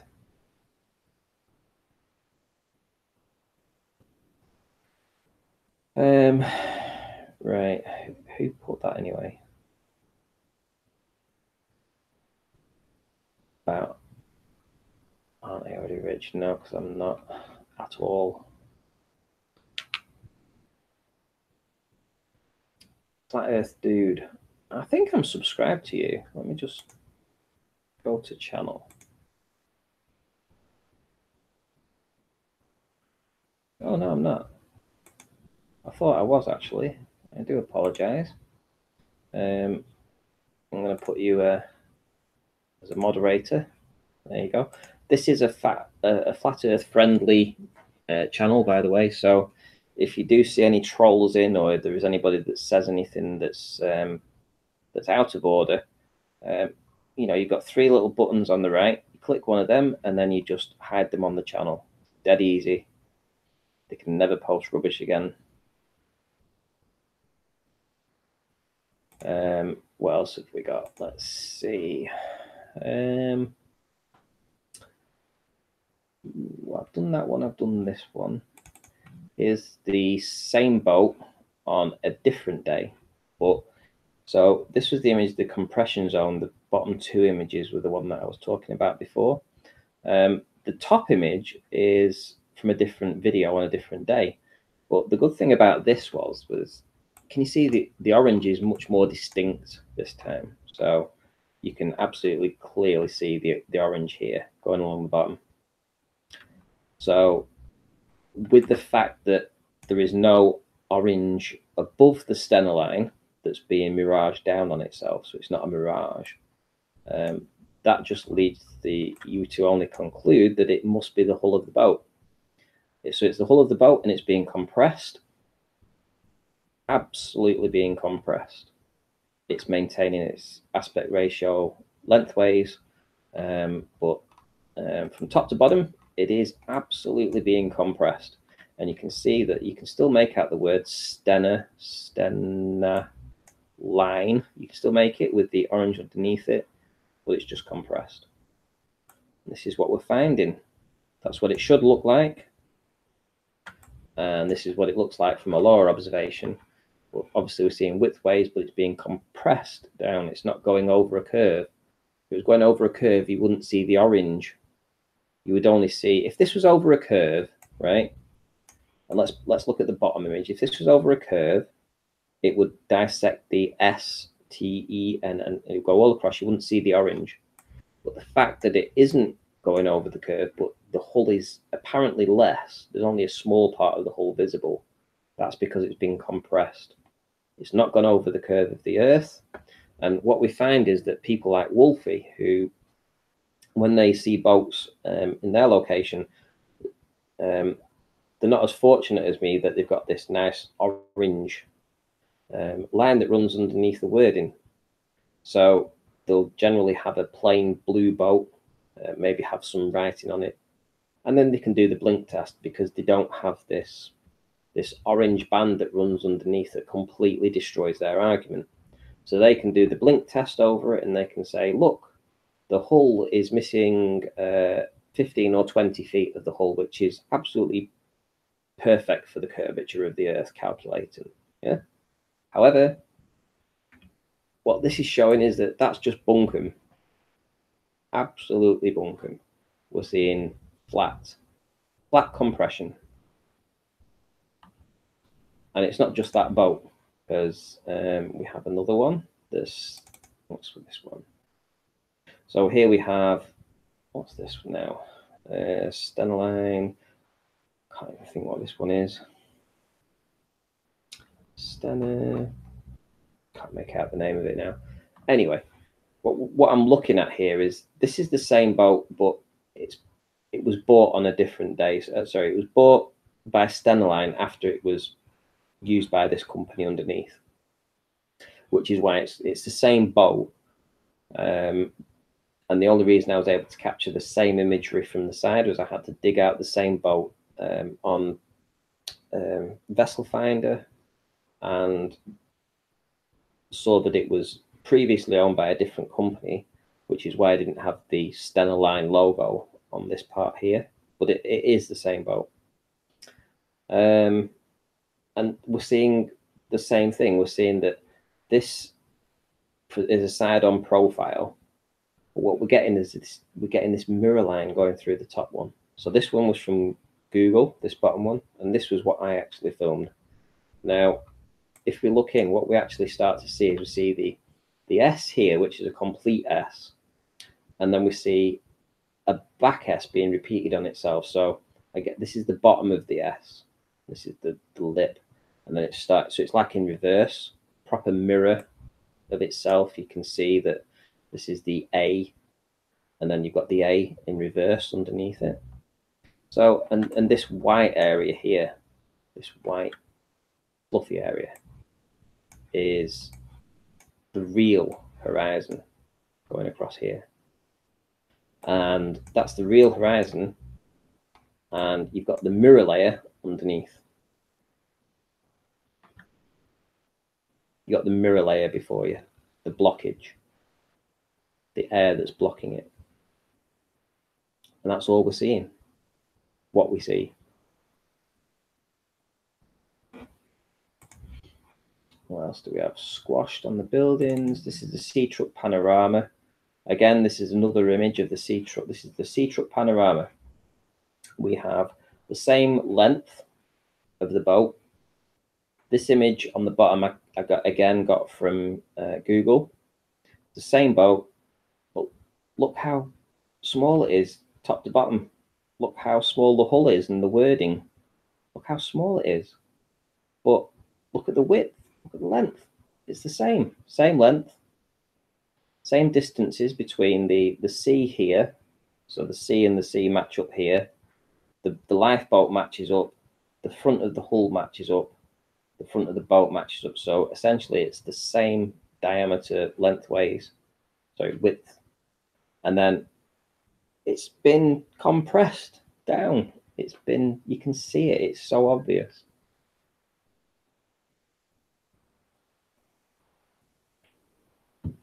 And this is what we're starting to understand, is that you can't model this. I mean, I know Bob from Globebusters, and is it Eru? He has a program that he's working on that's trying to mimic this. But if you look at people like Sly Sparkane and Reds Rhetoric and Timmy Osman and things like that, those kind of guys, Wolfie, they don't have this ability to look beyond the atmosphere. They just see it as it's a round ball and you can model it, right? So they don't put the atmosphere in it. When they don't put the atmosphere in it, that kind of screws them, because they're not actually replicating reality. Now, this is reality. This is what happens. The atmosphere and the camera lens and the narrowness of the angle and the reduction of the angular size change at distance, it's all contributing to this effect of squashing the boat down, compressing it. That's what it does. There's no denying this. This is reality. This is reality. It can't be modeled. This is the same boat. It's the same boat. So why does the top boat look different to the bottom boat if it's the same boat? Why does it look different? Ask yourself that. It's not going over the curvature of the earth, because you can still make out the words of the boat. Sea truck. You can still see it. Clear as day. You've got the full A, the full T, the rook, the S. So why does it, why does it look so different? It's not atmospheric. Take the atmosphere away, it'd look like this bottom one. But this is what the atmosphere does. Now, this is from a distance of 9 miles. Imagine what would happen to this boat if it was at 20 miles away. Imagine how compressed would it be? Would it be compressed to almost indistinguishable between the waves at the top? That's what I would suggest.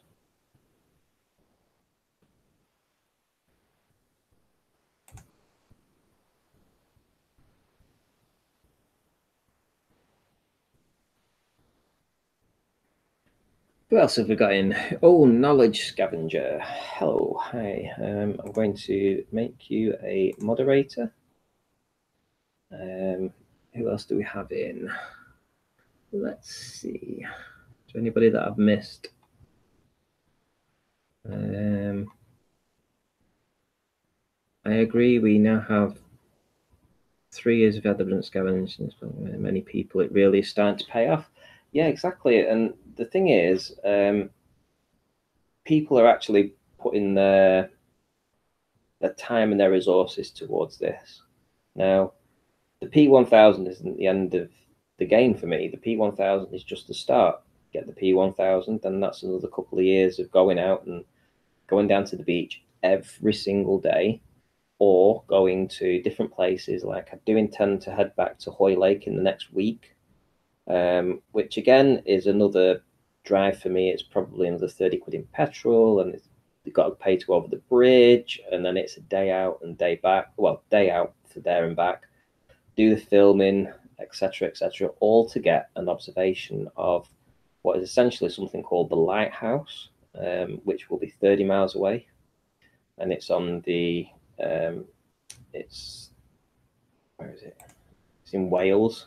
So where are we? So here's what I'm going to be doing. I'm going to be driving from essentially Blackpool. You have to come down all the M55, down the M6, come all the way around here, all the way down here to Hoy Lake.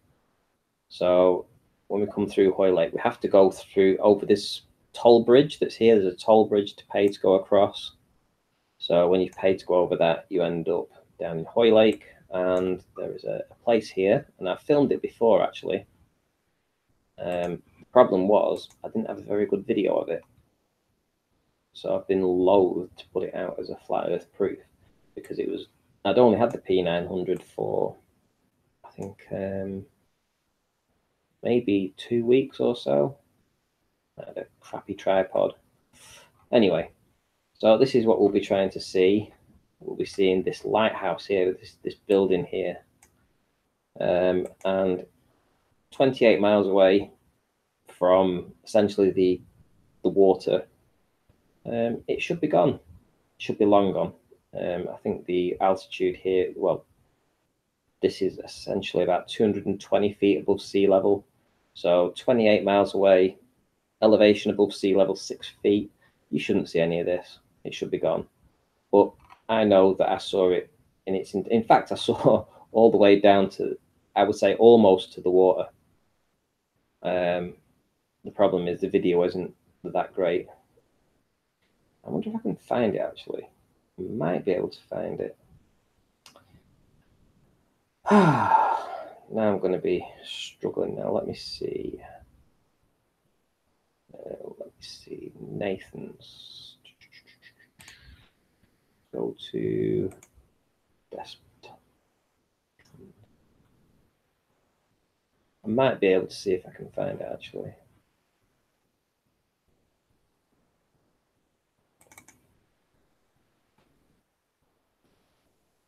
Wow, this is a bit of a mess, this one, isn't it? One of the early videos anyway.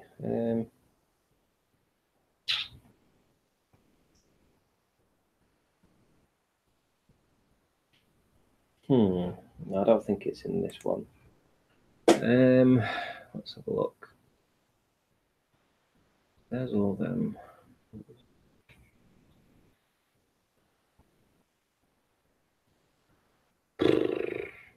No, I don't think I'll be able to find it right now. It's on there. No, I've not got anything titled Blackpool.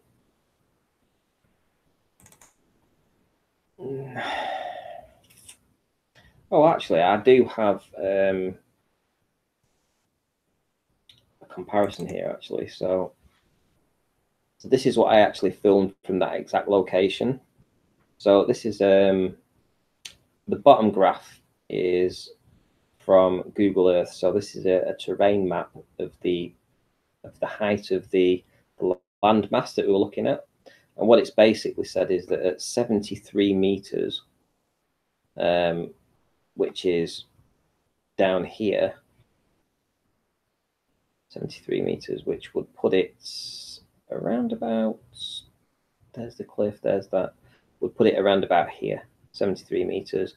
And then, so maybe 90 meters high would be the lighthouse.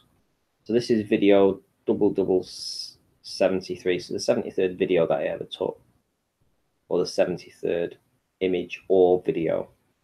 There's the lighthouse at Llandudno. There's an image from Google Earth of the same thing from Llandudno. You can see the little spires on it. You can still see the little spires on it. You can definitely make out that it's the same terrain. Definitely the same terrain.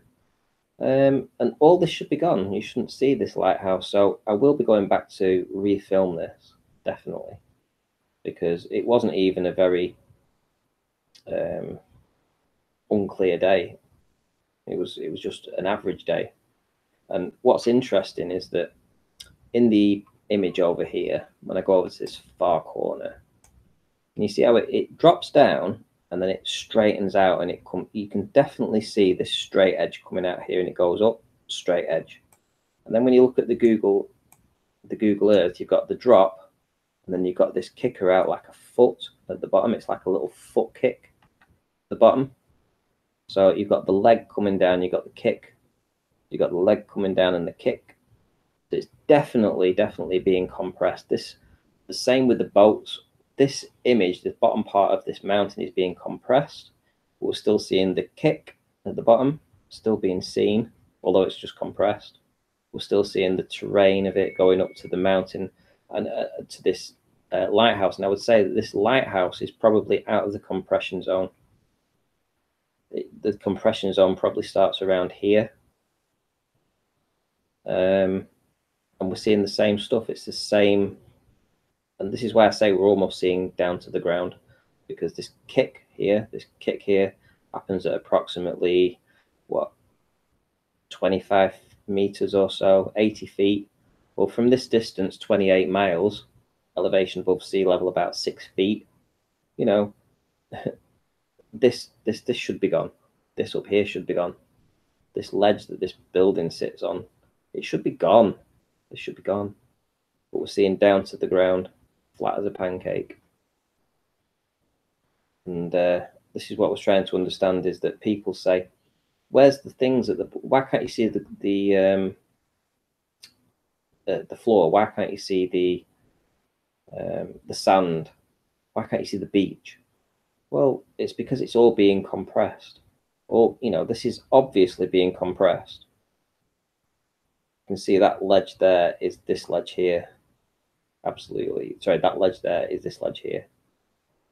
Definitely. and then you got the drop off and the kick, drop off and the kick. So if I can find that video, I could show it you, but I think I've showed it before. Anyway, that's the kind of stuff that we do.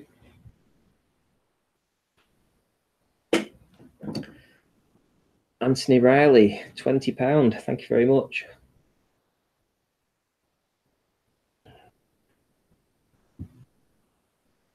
I'm not going to run off with it. Crikey, it's not like me. Dandelion, yeah, you're true. Absolutely. I'll add you as a moderator. Puts, you could be a mod as well. Anybody that's never been nasty to me is going to get absolutely going to be getting moderator status. This is a no trolls allowed hangout. In fact, all my hangouts are. What you have is 3 little dots to the right here. So if I was to go over Shane Walter or anybody, move to the right, and I click the 3 little buttons there, we've got all these kind of options. So if you get a troll that comes in, you have this one here that says hide user on this channel. You just click that button and they're gone. That's it. They are disappeared, long gone, never to be trolling me again.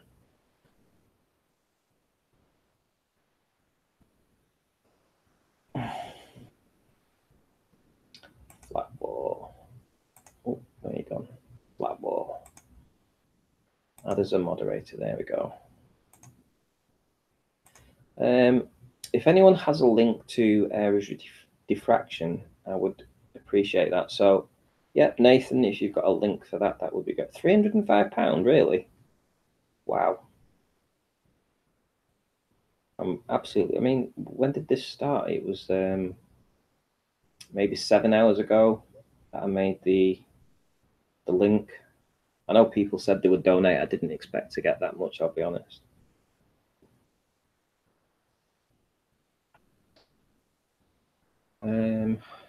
Let's see if we got in chat. Let's see.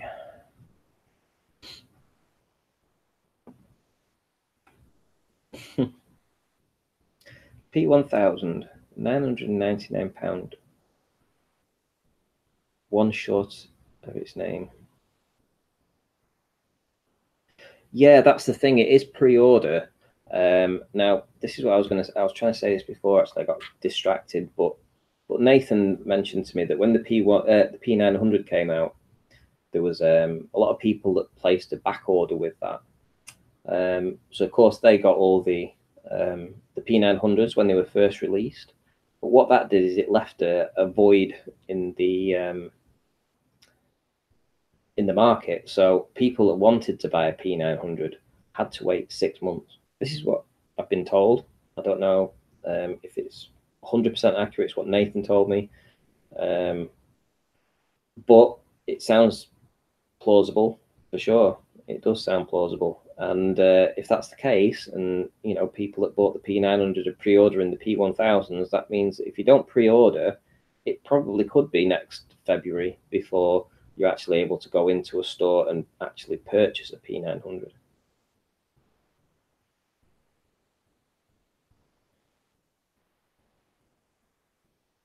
No, I'm not going to take your wrench, Chris. Why would I take your wrench? Yeah, I don't really agree with the funding. No, I mean, you know, Chris, you've never really said anything bad to me in the past, and I've got nothing but good things to say about you either. So, you know, I appreciate all your comments that you've done. You've helped me out an awful lot in the with your comments. That's fair enough. I mean, if you don't agree with me funding it, that's fine. Absolutely appreciate it. Like I said, the only reason I actually went ahead and made a GoFundMe was that the amount of people that were messaging me and leaving comments saying P100 for Ranty and I'll donate if you do a GoFundMe. I thought, well, if people want to do that and they feel that I'm worthy of that, then I will do a a GoFundMe, and if they want to donate, then brilliant. Appreciate it so much, because £1,000 is a lot of money for me to spend, and you know, it's not like I'm a rich person, I'm painter and decorator. At the end of the day, I can't afford to go out spending all this money left, right, and centre. And the work that I put in, I think, you know, if people see that they're getting that work for free, which they are, but the only person that's hurting is myself through time off work and time going to do this and do that and spend time on the chats and upload the videos and put it all out. I'm not retired or anything. I'm still working. So if people want to donate and help me towards a P1000, I'm eternally grateful. So it's just the way it is, you know. And Chris, yeah, in the future, you know, you'll be able to watch the work in the P1000, and I'll have the P900 that I'll have modified and be able to shoot it in infrared. So I'll have the P900 for infrared. I'll have the P1000 that can see up to 125 times zoom. You know, I'm going to go out every day. You know, I'm going to be going out and doing the filming. You know, I'm going to be going out and doing the calculations. I'll be appearing on the chat shows. I'll be doing all that kind of stuff. So it's not like I'm going to be hiding anytime soon. I've been doing this for over a year with no funding or help from Flat Earth. So I'm only asking for people to help to donate towards the P1000. It's you know, it's only if people want to. There's no obligation, obviously. Just saves me paying out £1,000. And hey, listen, if I had the money and I could afford it, I would do it. Trust me.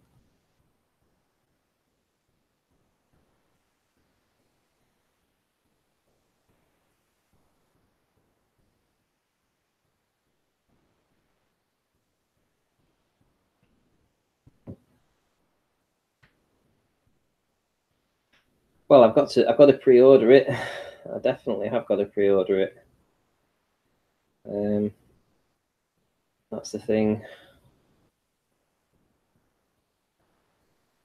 The obstruction, formerly known as curvature, absolutely it is. I think Anthony was the one that came out with that one, that golden nugget.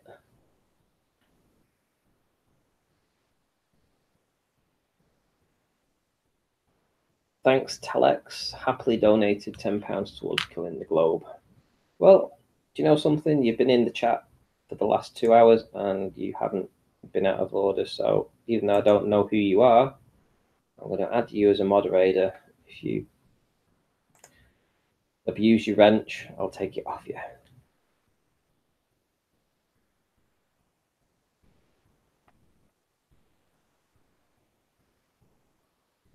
Really? Have I got over? Are you kidding me?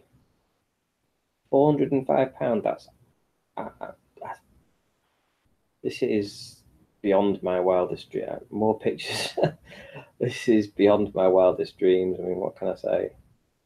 I'll guarantee you, right? If I got right, let's have a look. I bet this isn't working now, because let's just get rid of all that. This is the 3 terabyte drive now. I asked Anthony Riley to help me build a PC. So this is the PC, and this is the 3 terabyte drive that I've put into the computer. Now, I've backed up everything on my old computer and put it into this 3 terabyte drive. Now, it keeps failing and it doesn't work. It really pees me off, because it only works for around about 15 minutes from the start of the computer loading up, and then it goes into some kind of, I don't know, sleep mode or something, and I can't retrieve anything. So if I'm going to double click it now, hopefully, damn, there we go. Problem with the shortcut, because all my old stuff, all my work from last year, in fact up to about 2 months ago, was stored on this. So right now I don't have access to it, because there's so much on that I could show you.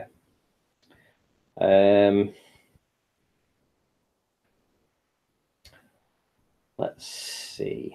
Oh, today, actually. This is from today. I haven't released this video yet.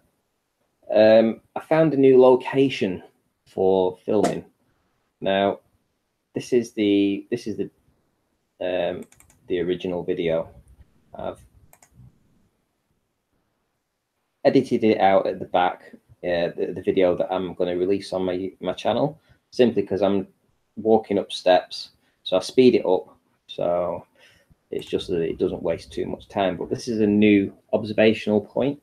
It's only 1.5 miles or so nearer than where I've been filming, but look at the difference in clarity of this.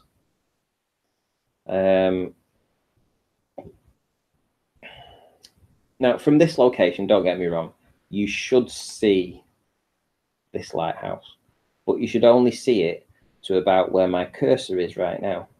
Right, everything below my cursor you shouldn't see. Now, I have to say that the winds were incredibly strong today. The tides, the water, the tide. I mean, look at the height of this wave here in comparison to this here, and the height of the lighthouse is, I think, around about 60 feet or so. I think the focal height is 69 feet above sea level. So we're seeing almost all of this lighthouse at the minute. But look at the difference that this cresting wave here to this one. It's at least 15 feet in the background. It's, you know, if that wave was here, it would be where my cursor is. So essentially, where my cursor is right now, or where this wave would be, is the curve calcs. That's it. That's where the curve calcs would be. But this is on a really, really, really windy day, and there's a lot of chop going on today. So imagine this on a still day, a mill pond day, like I have been filming in the past. So imagine that. And I am going to say right now, comfortably, that we are going to see floor to floor again from this location. Absolutely. Bearing in mind that we're already seeing an awful lot more than we should do on the ball model. We're already seeing more than that, right? And when it's not as not as choppy as this, and there's not as much, you know, atmosphere going on, it's a lot steadier. The waves aren't. I mean, you can see there's some mirroring going on. If I pause it here, you can actually see there's mirroring going on. This part of the building is being mirrored here, so there is a mirror layer still around about here. But I imagine that from this location, which is going to be a lot more comfortable for me to film from, simply because of its location. Now, you'll see that in the video when I upload it to YouTube later. I have a nice place that I can lie down on, funnily enough, and an access route so I can escape from the incoming tide, which means that I can hold the camera underneath my hand and not have it affected by the incoming tide, because there's some natural rocks that are next to me that protect me from the swell. So it's absolutely perfect. I imagine I'm going to be doing a lot more videoing from this location, because look at the clarity of this. I mean, if somebody was in that window, you could essentially see them walking around that lighthouse. Now, the lighthouse there is, you know, I mean, look at this. There's the clock tower in Barrow-in-Furness, but look at the waves. These waves in the foreground that are essentially 2 feet high are blocking out perhaps 30 or 40 feet of these buildings. Waves in the foreground block out things in the foreground, in the background. It's just the way it happens. So this was me today. This was me out filming today with my P900. I went to just outside of Fleetwood, which is a distance of about 7 miles from where I live, 6 miles from where I live. The round trip, you know, it is a labor of love doing this kind of stuff. I tell you that. So there's the rocks in the foreground that will be protecting me.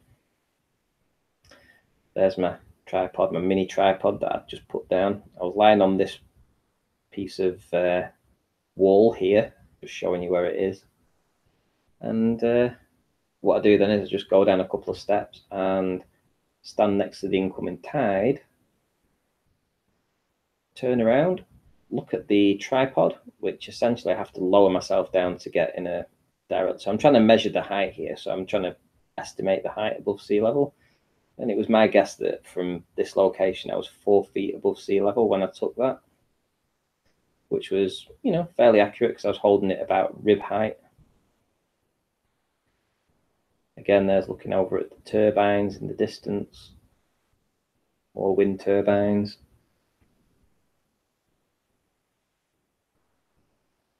We can get onto that with the perspective actually, because Quantum Eraser has put me on his number 5 for the wind turbines for absolute 100% proof of flat Earth.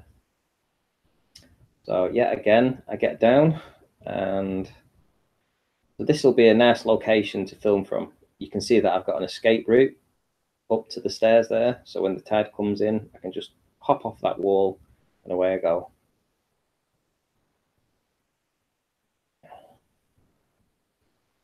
This is me zooming in again, showing you our world as it really is, not on a model. Flat and stationary. Imagine with an infrared filter on though. Imagine what we could see through if we can get through that atmosphere.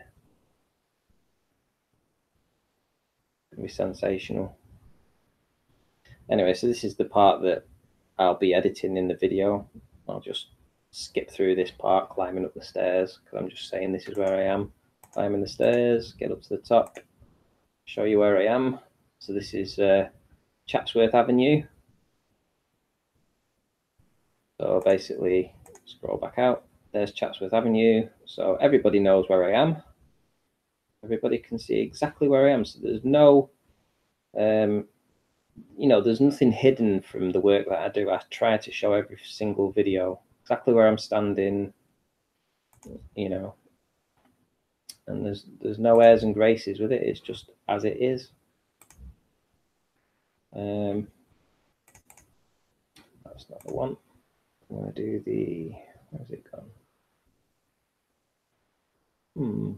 Footage. Here we go. So perspective. We have some perspective stuff. Here I was on the way to Southport, and I stopped the car. I actually have a couple of videos of this, because I crossed the road and I tried to film this straight line of lampposts here from the other side. So it was a much narrower field of view. Of course, we had all the cars coming down, so I was having to dodge the cars as I stand in the road. I might be able to find some video of that, but essentially this is the argument for perspective, which is that this lamppost here, this big one on the right, is no more than 50 meters away from me, and we're seeing the entirety of it. Now, these are all the same height, and the one in the distance just beyond this truck, let me just scroll in so that you see that. This one here is no more than a mile away, right? So if this one in the foreground to the right is the same height as this one in the background, the same height, but it's only 1 mile away. It's only a mile away. So the curve calculator says that we should have dropped 8 inches in that time, right? That's what the curve calcs say. They don't account for perspective. So in their opinion, this image is showing 8 inches of curvature. Well, how are they not accounted for perspective in this? Why has perspective been omitted from this? Because this one in the background, this lamppost here, that's clearly about the, I would say, 40% of the height of the one next to it. So essentially, maybe if we're saying that, we're guessing that saying this is 50 feet high, this one is only displaying 20 feet in height, then where's 8 inches gone? Because it's only supposed to have gone 8 inches over the curve.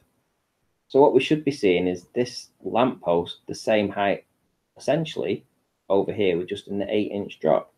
But it's not the case, because they don't account for perspective. It's what they don't do. We cottoned onto that, and you know, the ballers still haven't cottoned onto that yet. Here's another image that that I got from Google, which essentially is just the same sort of thing. It's like if you're looking through your horizon perspectively. So there's the sky at the top. This is the sky. This is the ground at the bottom. And eventually they will meet in the middle. You know, you can see that they will eventually meet at the circle in the middle. And at that point, when you can no longer resonate between seeing something at 100 pixels to being down to 1 pixel, at some point, that 1 pixel will divide into half a pixel, will divide into a quarter of a pixel, and it will be indistinguishable from the horizon. It will just disappear into nothing. It will just blend in with the horizon. That's what it will do.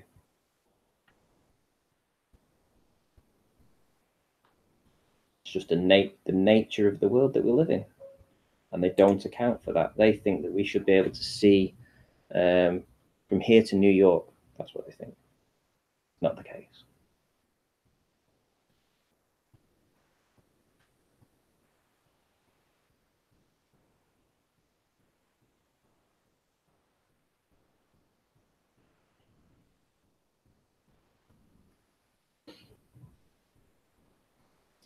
So if we manage to get rid of most of the trolls now, it would appear so. Yep. It appears most of the trolls have gone. That's good. You keep smashing those trolls. More pictures, please. More pictures, really? More pictures. I told you my picture collection is unavailable from my old stuff. What do we have on here? Where's Nathan's gone? I'm sure you had you up a minute ago. Let's have a look at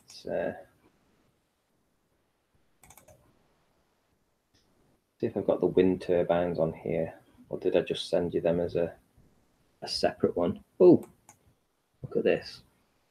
Here's another one. This is a video that I put out today. This is an observation from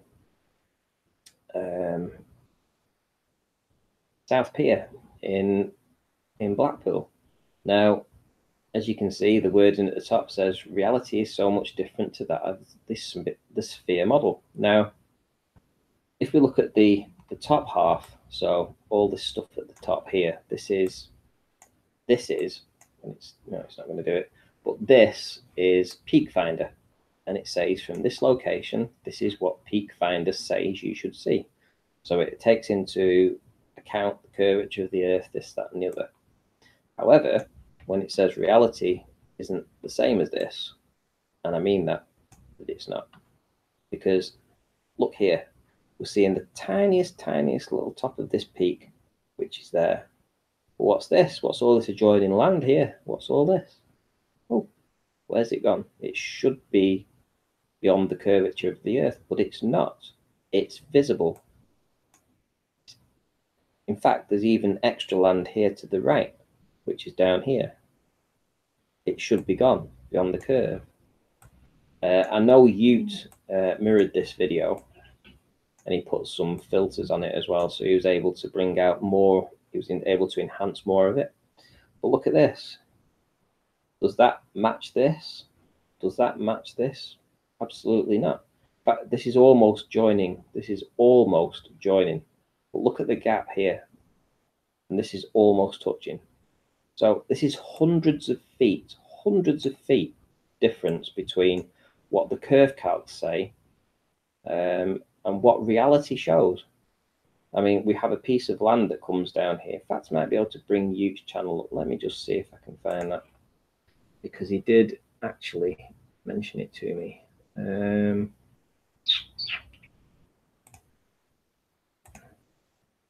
Let's see if I can get that.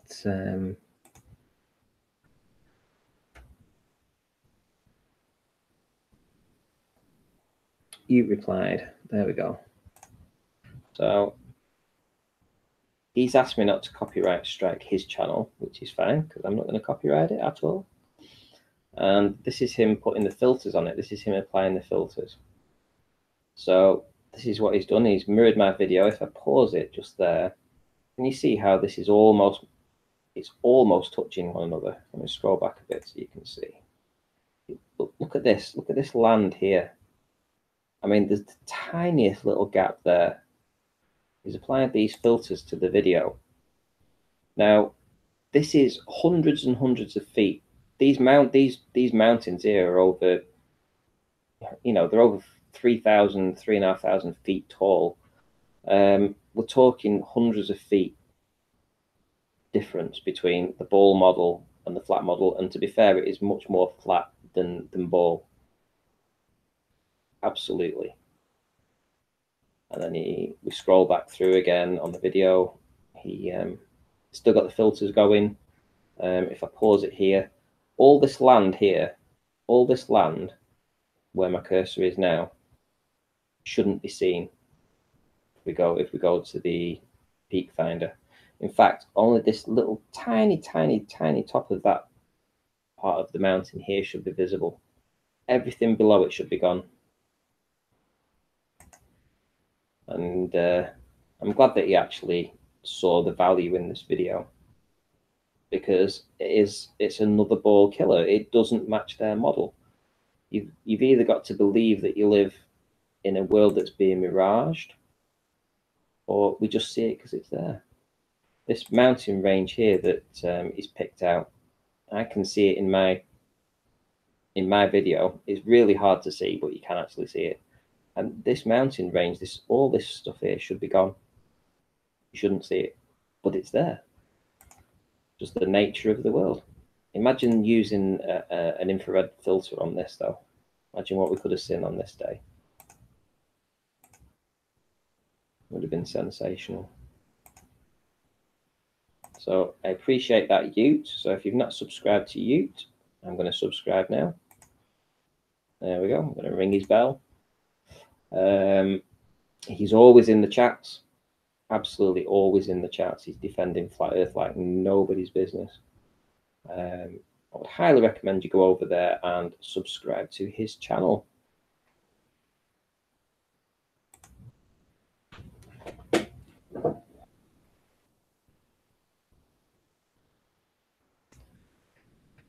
Sandy's banana cat. I wish I knew who you actually were. Like, really know who you were, because it's like, I love the name so badly. I don't want to know. I kind of want to know who you are, but I don't want to know who you are. It's like the name itself, it's just fantastic. So if I go to, so if I search my Ranty Flat Earth, and then let's have a look. Let's have a look at his videos, because this is my channel. So this is all the videos that I've put out. This was quite amusing. I thought the middle finger from just 1 inch, and the V fingers from just 2 inches. So yeah, there's been a lot of stuff that I've put through. A lot of stuff. Trust me, a lot of work has gone into this. And all this has been the P900 stuff. If you want to go back a good time ago, this was Mick West. So Mick West last year, he is another one for Mick West. This was on the old channel, so it used to be called Ranty Rant. It got taken down by YouTube, and so essentially I only had a few of my videos saved, because I was running out of space on my computer.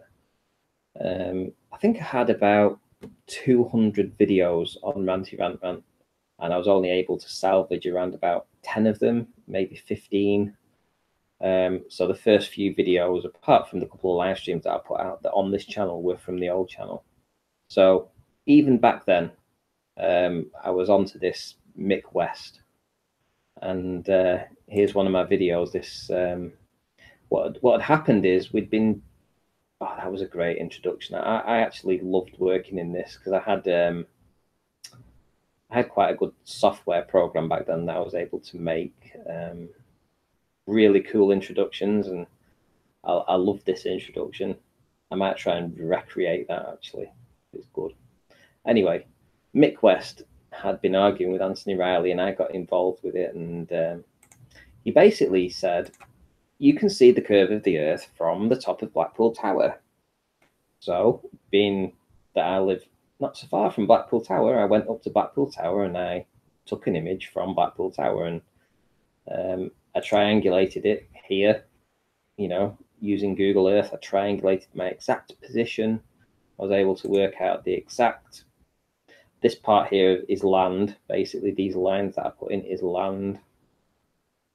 So I was able to actually work out the horizon length. When I worked out the horizon length, I think I used, Mickey West's head to prove that there is absolutely not a pixel of curve going on this axis here. So I'll stick his head in, I'll move it across, and because he did say that we'd be able to see it with using an iPhone from the top of Blackpool Tower. Well, this was from the P900, so it was a lot more definition in the image, but still didn't find the curve. I tried, Mick. I did. I honestly went out looking for you, mate, but I didn't find it. So yeah, this was the video that I was putting out last year. This is me putting some enhancements on the clarity of the image again to bring out the real horizon, etc. And again, there is no curve. Mick's head proves it. So yeah, this was the kind of stuff that I was doing. This is the kind of stuff I was doing last year. I was taking on Mick West. I think Mick West is pretty much done now. Me and Anthony gave him a right pasting last year. So if you haven't heard of me, that's fine. I only came on Nathan's 6 months ago, but I had been involved heavily in the flat Earth, a long time before that. Trust me. Here's another one, 21 miles of flat Earth. Again, P900. All the evidence is here. I mean, this is the other stuff as well. This is what I tend to do. Tend to put in all this evidence of the heights, for location, for elevation above sea level. I will put in the curve calcs to disprove the curve calcs. That's what I will do. Disprove the curve calcs. I don't agree with them. I'll do with the lengths to certain objects. So everything is documented in the video. I try to be as concise as I can, etc., etc. I work out a length from left to right, etc. So all this kind of stuff. Essentially work out that there's a 12.33 mile distance between this from the center to the left, and then obviously there'll be a 12.33 from the center to the right, because the distance was 25.6 miles or something like that, or 24.6 miles. And I obviously concluded that you needed to measure it from the center, but again, there's no curve. There should be dozens and dozens of feet of curvature missing here, but we don't see it. The height of this lighthouse was what I essentially worked out should be the curvature that should have been noted in this. So looking across here, you could have fitted an extra lighthouse. Well, there isn't. There's no curve at all to be found. Where's the curve? Where's the curve, people? Where is it? Nowhere to be seen.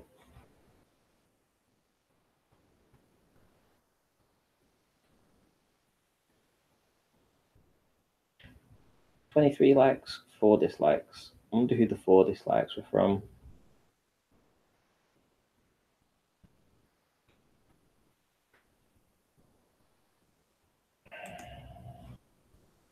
No way. It's not £545. No way.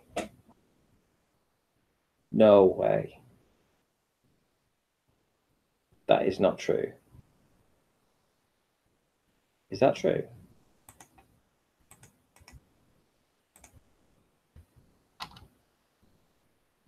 Holy crikey.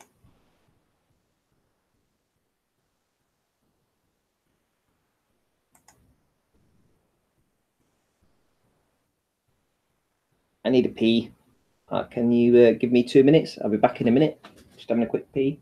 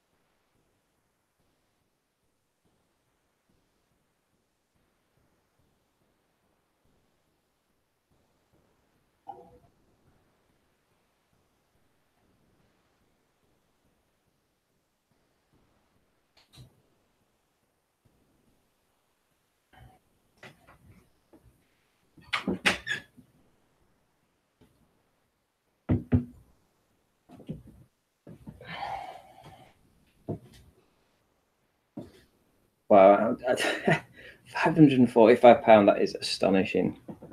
I'm already over halfway to my target.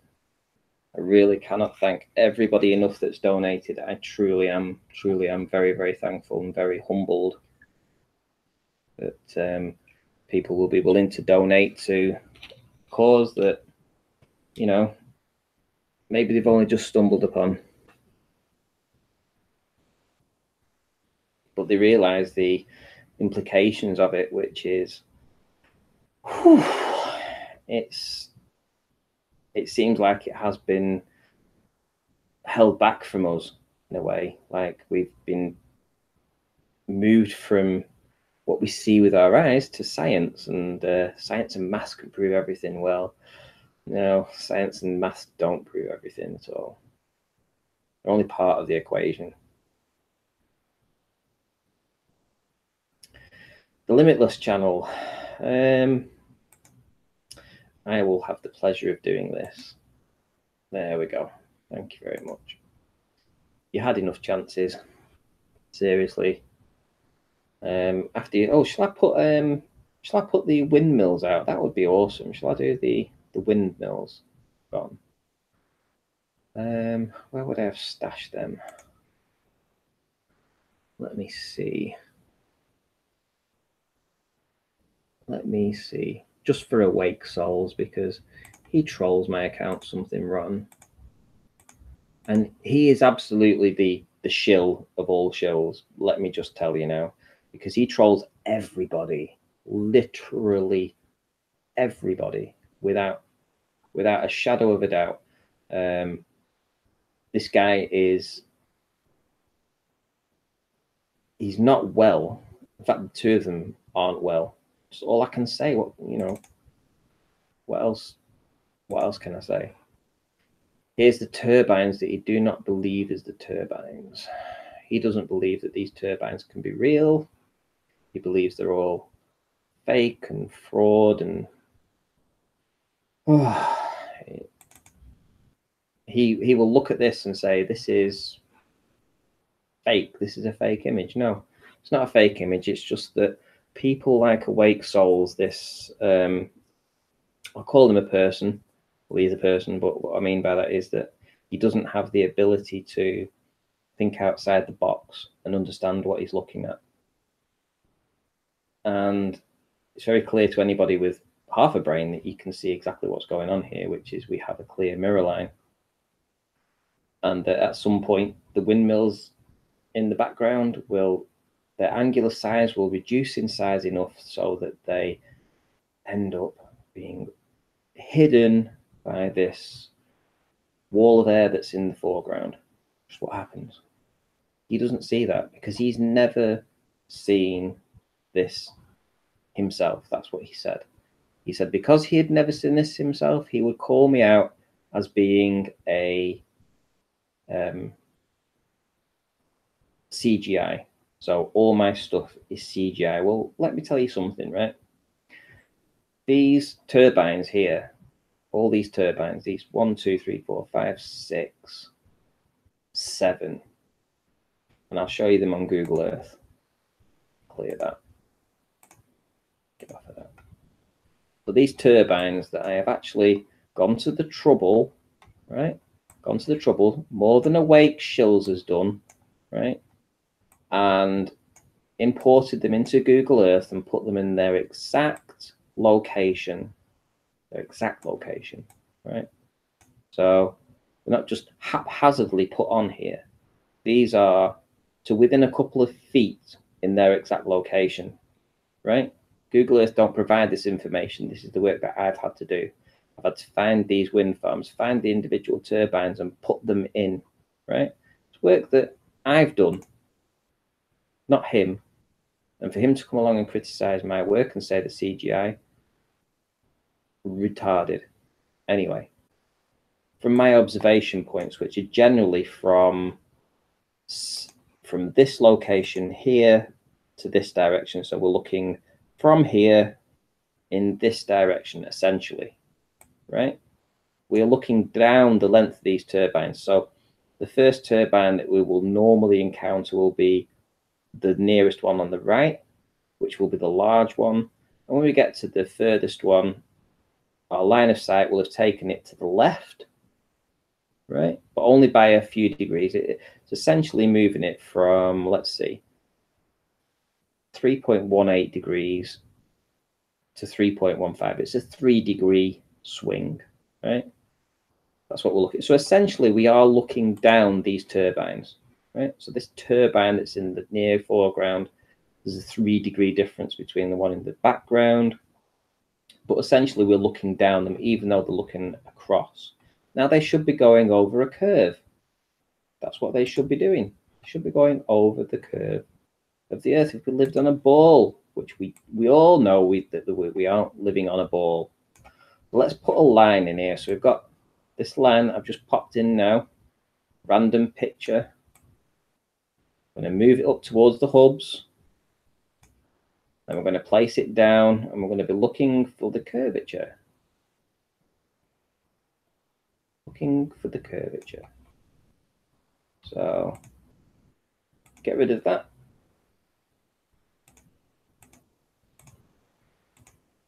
Now I've put the line in. Let's scroll up. Let's have a look in. Let's zoom in. So as you can see, it's just on the bridge nose of that one. Just on the bridge nose of this one. Let's scroll all the way across to the first one. Just on the bridge nose of that one there. Absolutely flat as a pancake. But yet that one is over 2 miles further away than this one. So that should be going over a curve. It should be arched like a rainbow, but it's not. It's flat. That's what we see. Turbines. I wonder if I've got anything Globusters for turbines. Probably not. So look at turbine composite. This was, what have we got here? I have a video for this. But this is all the work that I put into piecing together the turbine. So this is all work that you guys won't see. So if I open this up in photos, so what I've done is I've obviously taken a video of this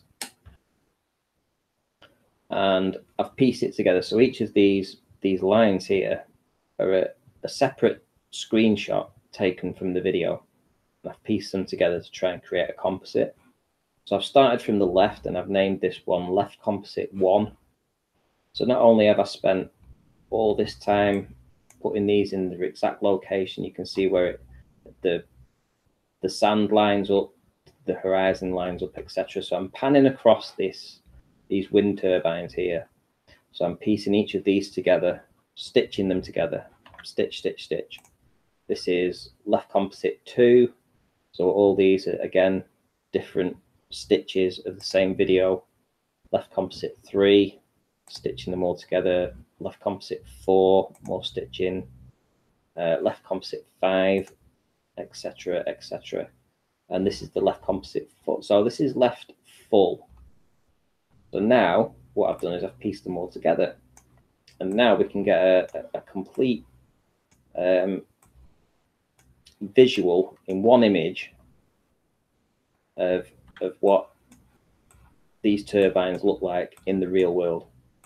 And essentially this is to try and understand what we're actually seeing. And that is that these things are getting smaller due to perspective.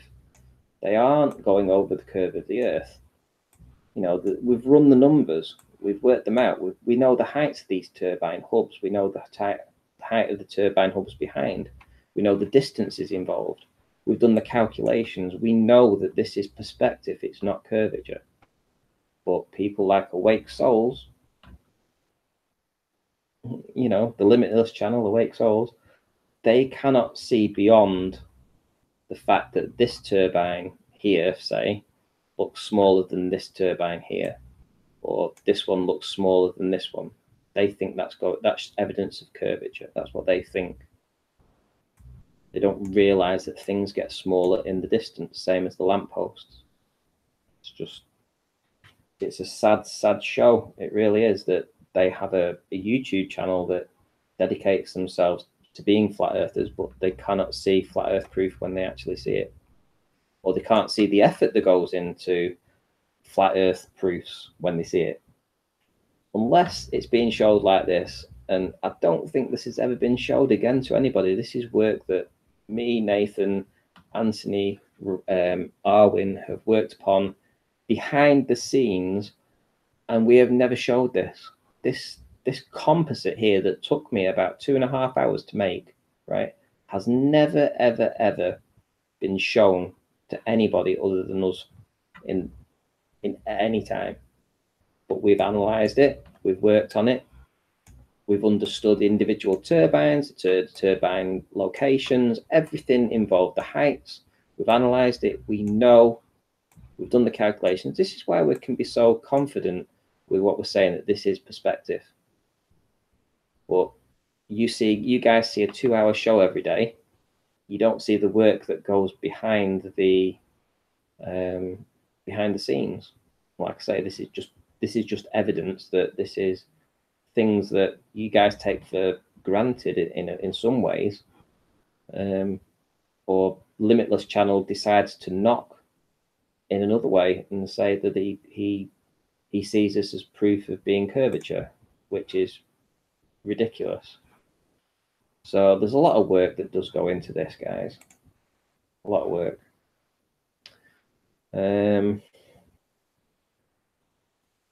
Let's see. So yeah, so these are the maps that I've put in for my Google Earth. This is my directory to that. This is me trying to understand the Timmy Osman observations, etc.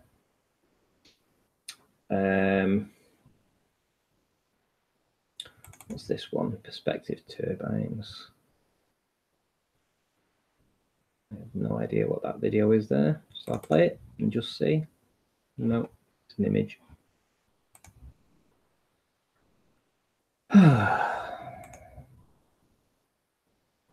Does anyone want to pick a date for me? A date to look at? Because I've got plenty of dates up here that you could look at. Someone give me a date. First person to put a date in the side chat. I'll try and see if I've got a video up for that.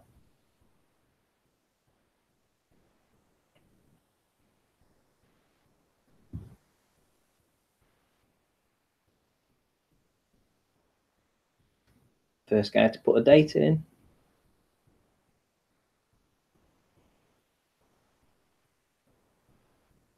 $26.1. That's no good. Okay.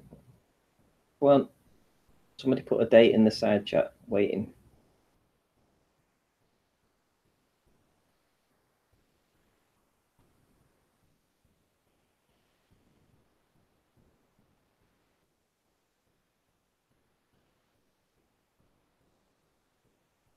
what's that? 5th of the 10th.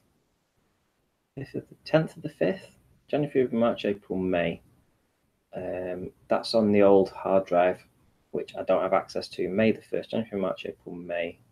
May the 1st. Again, it's too far back. My old hard drive isn't working, guys. Let me just show you that again. Yeah, I can start from essentially like early June. This 3 terabyte drive that I've got in. Look, just clicked it. Drive isn't working, but it does have all the stuff from back then. So if you can go from, I don't know, June onwards, give me a date.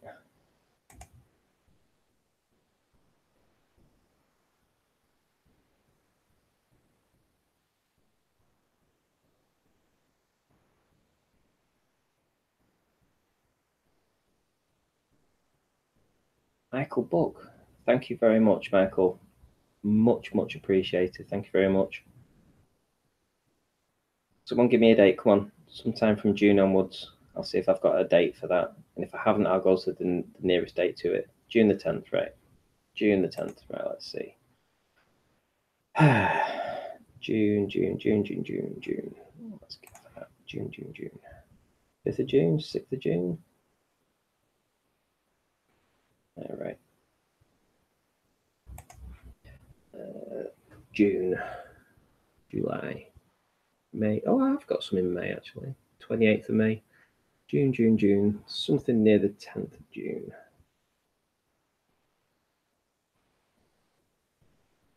I think the 6th of June is probably the nearest that I've got. Oh, 12th of June. There we go. That's the nearest one that I've got, 12th of June. So let's see what I've got here. So I was out filming. Let's see what we've got. 3 minutes on this one. Right. Okay.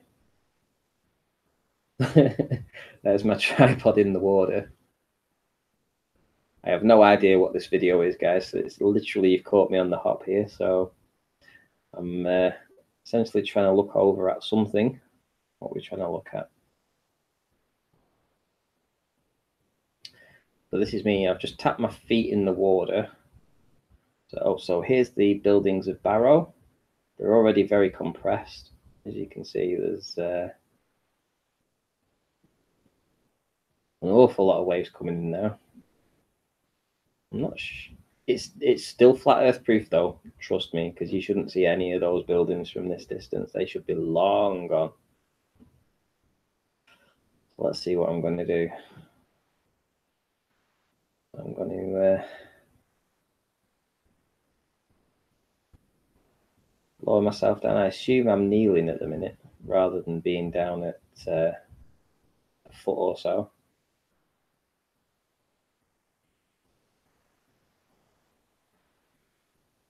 So here I am experimenting in the choppy seas, and it doesn't look like I'm seeing much once I get down to this elevation on this day. Might be wrong. Let's see.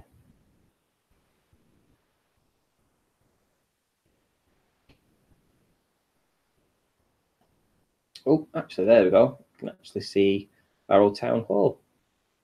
I'm trying to focus on it. Oh, let's see if I can go back and see that.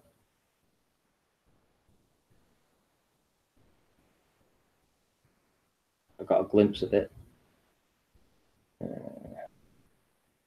It's pretty indistinguishable. You guys probably wouldn't be able to see it. As for the Devonshire Dock Hall, it doesn't appear that I can see it on this day from this video, but we can see the refraction that's going on the corner of the mountain. Oh, I stopped there. You can see there's the chimney actually. There's the chimney next to Devonshire Dock Hall, and there's the refraction band that's going essentially right through the above the waterline. So that's probably what's blocking everything out.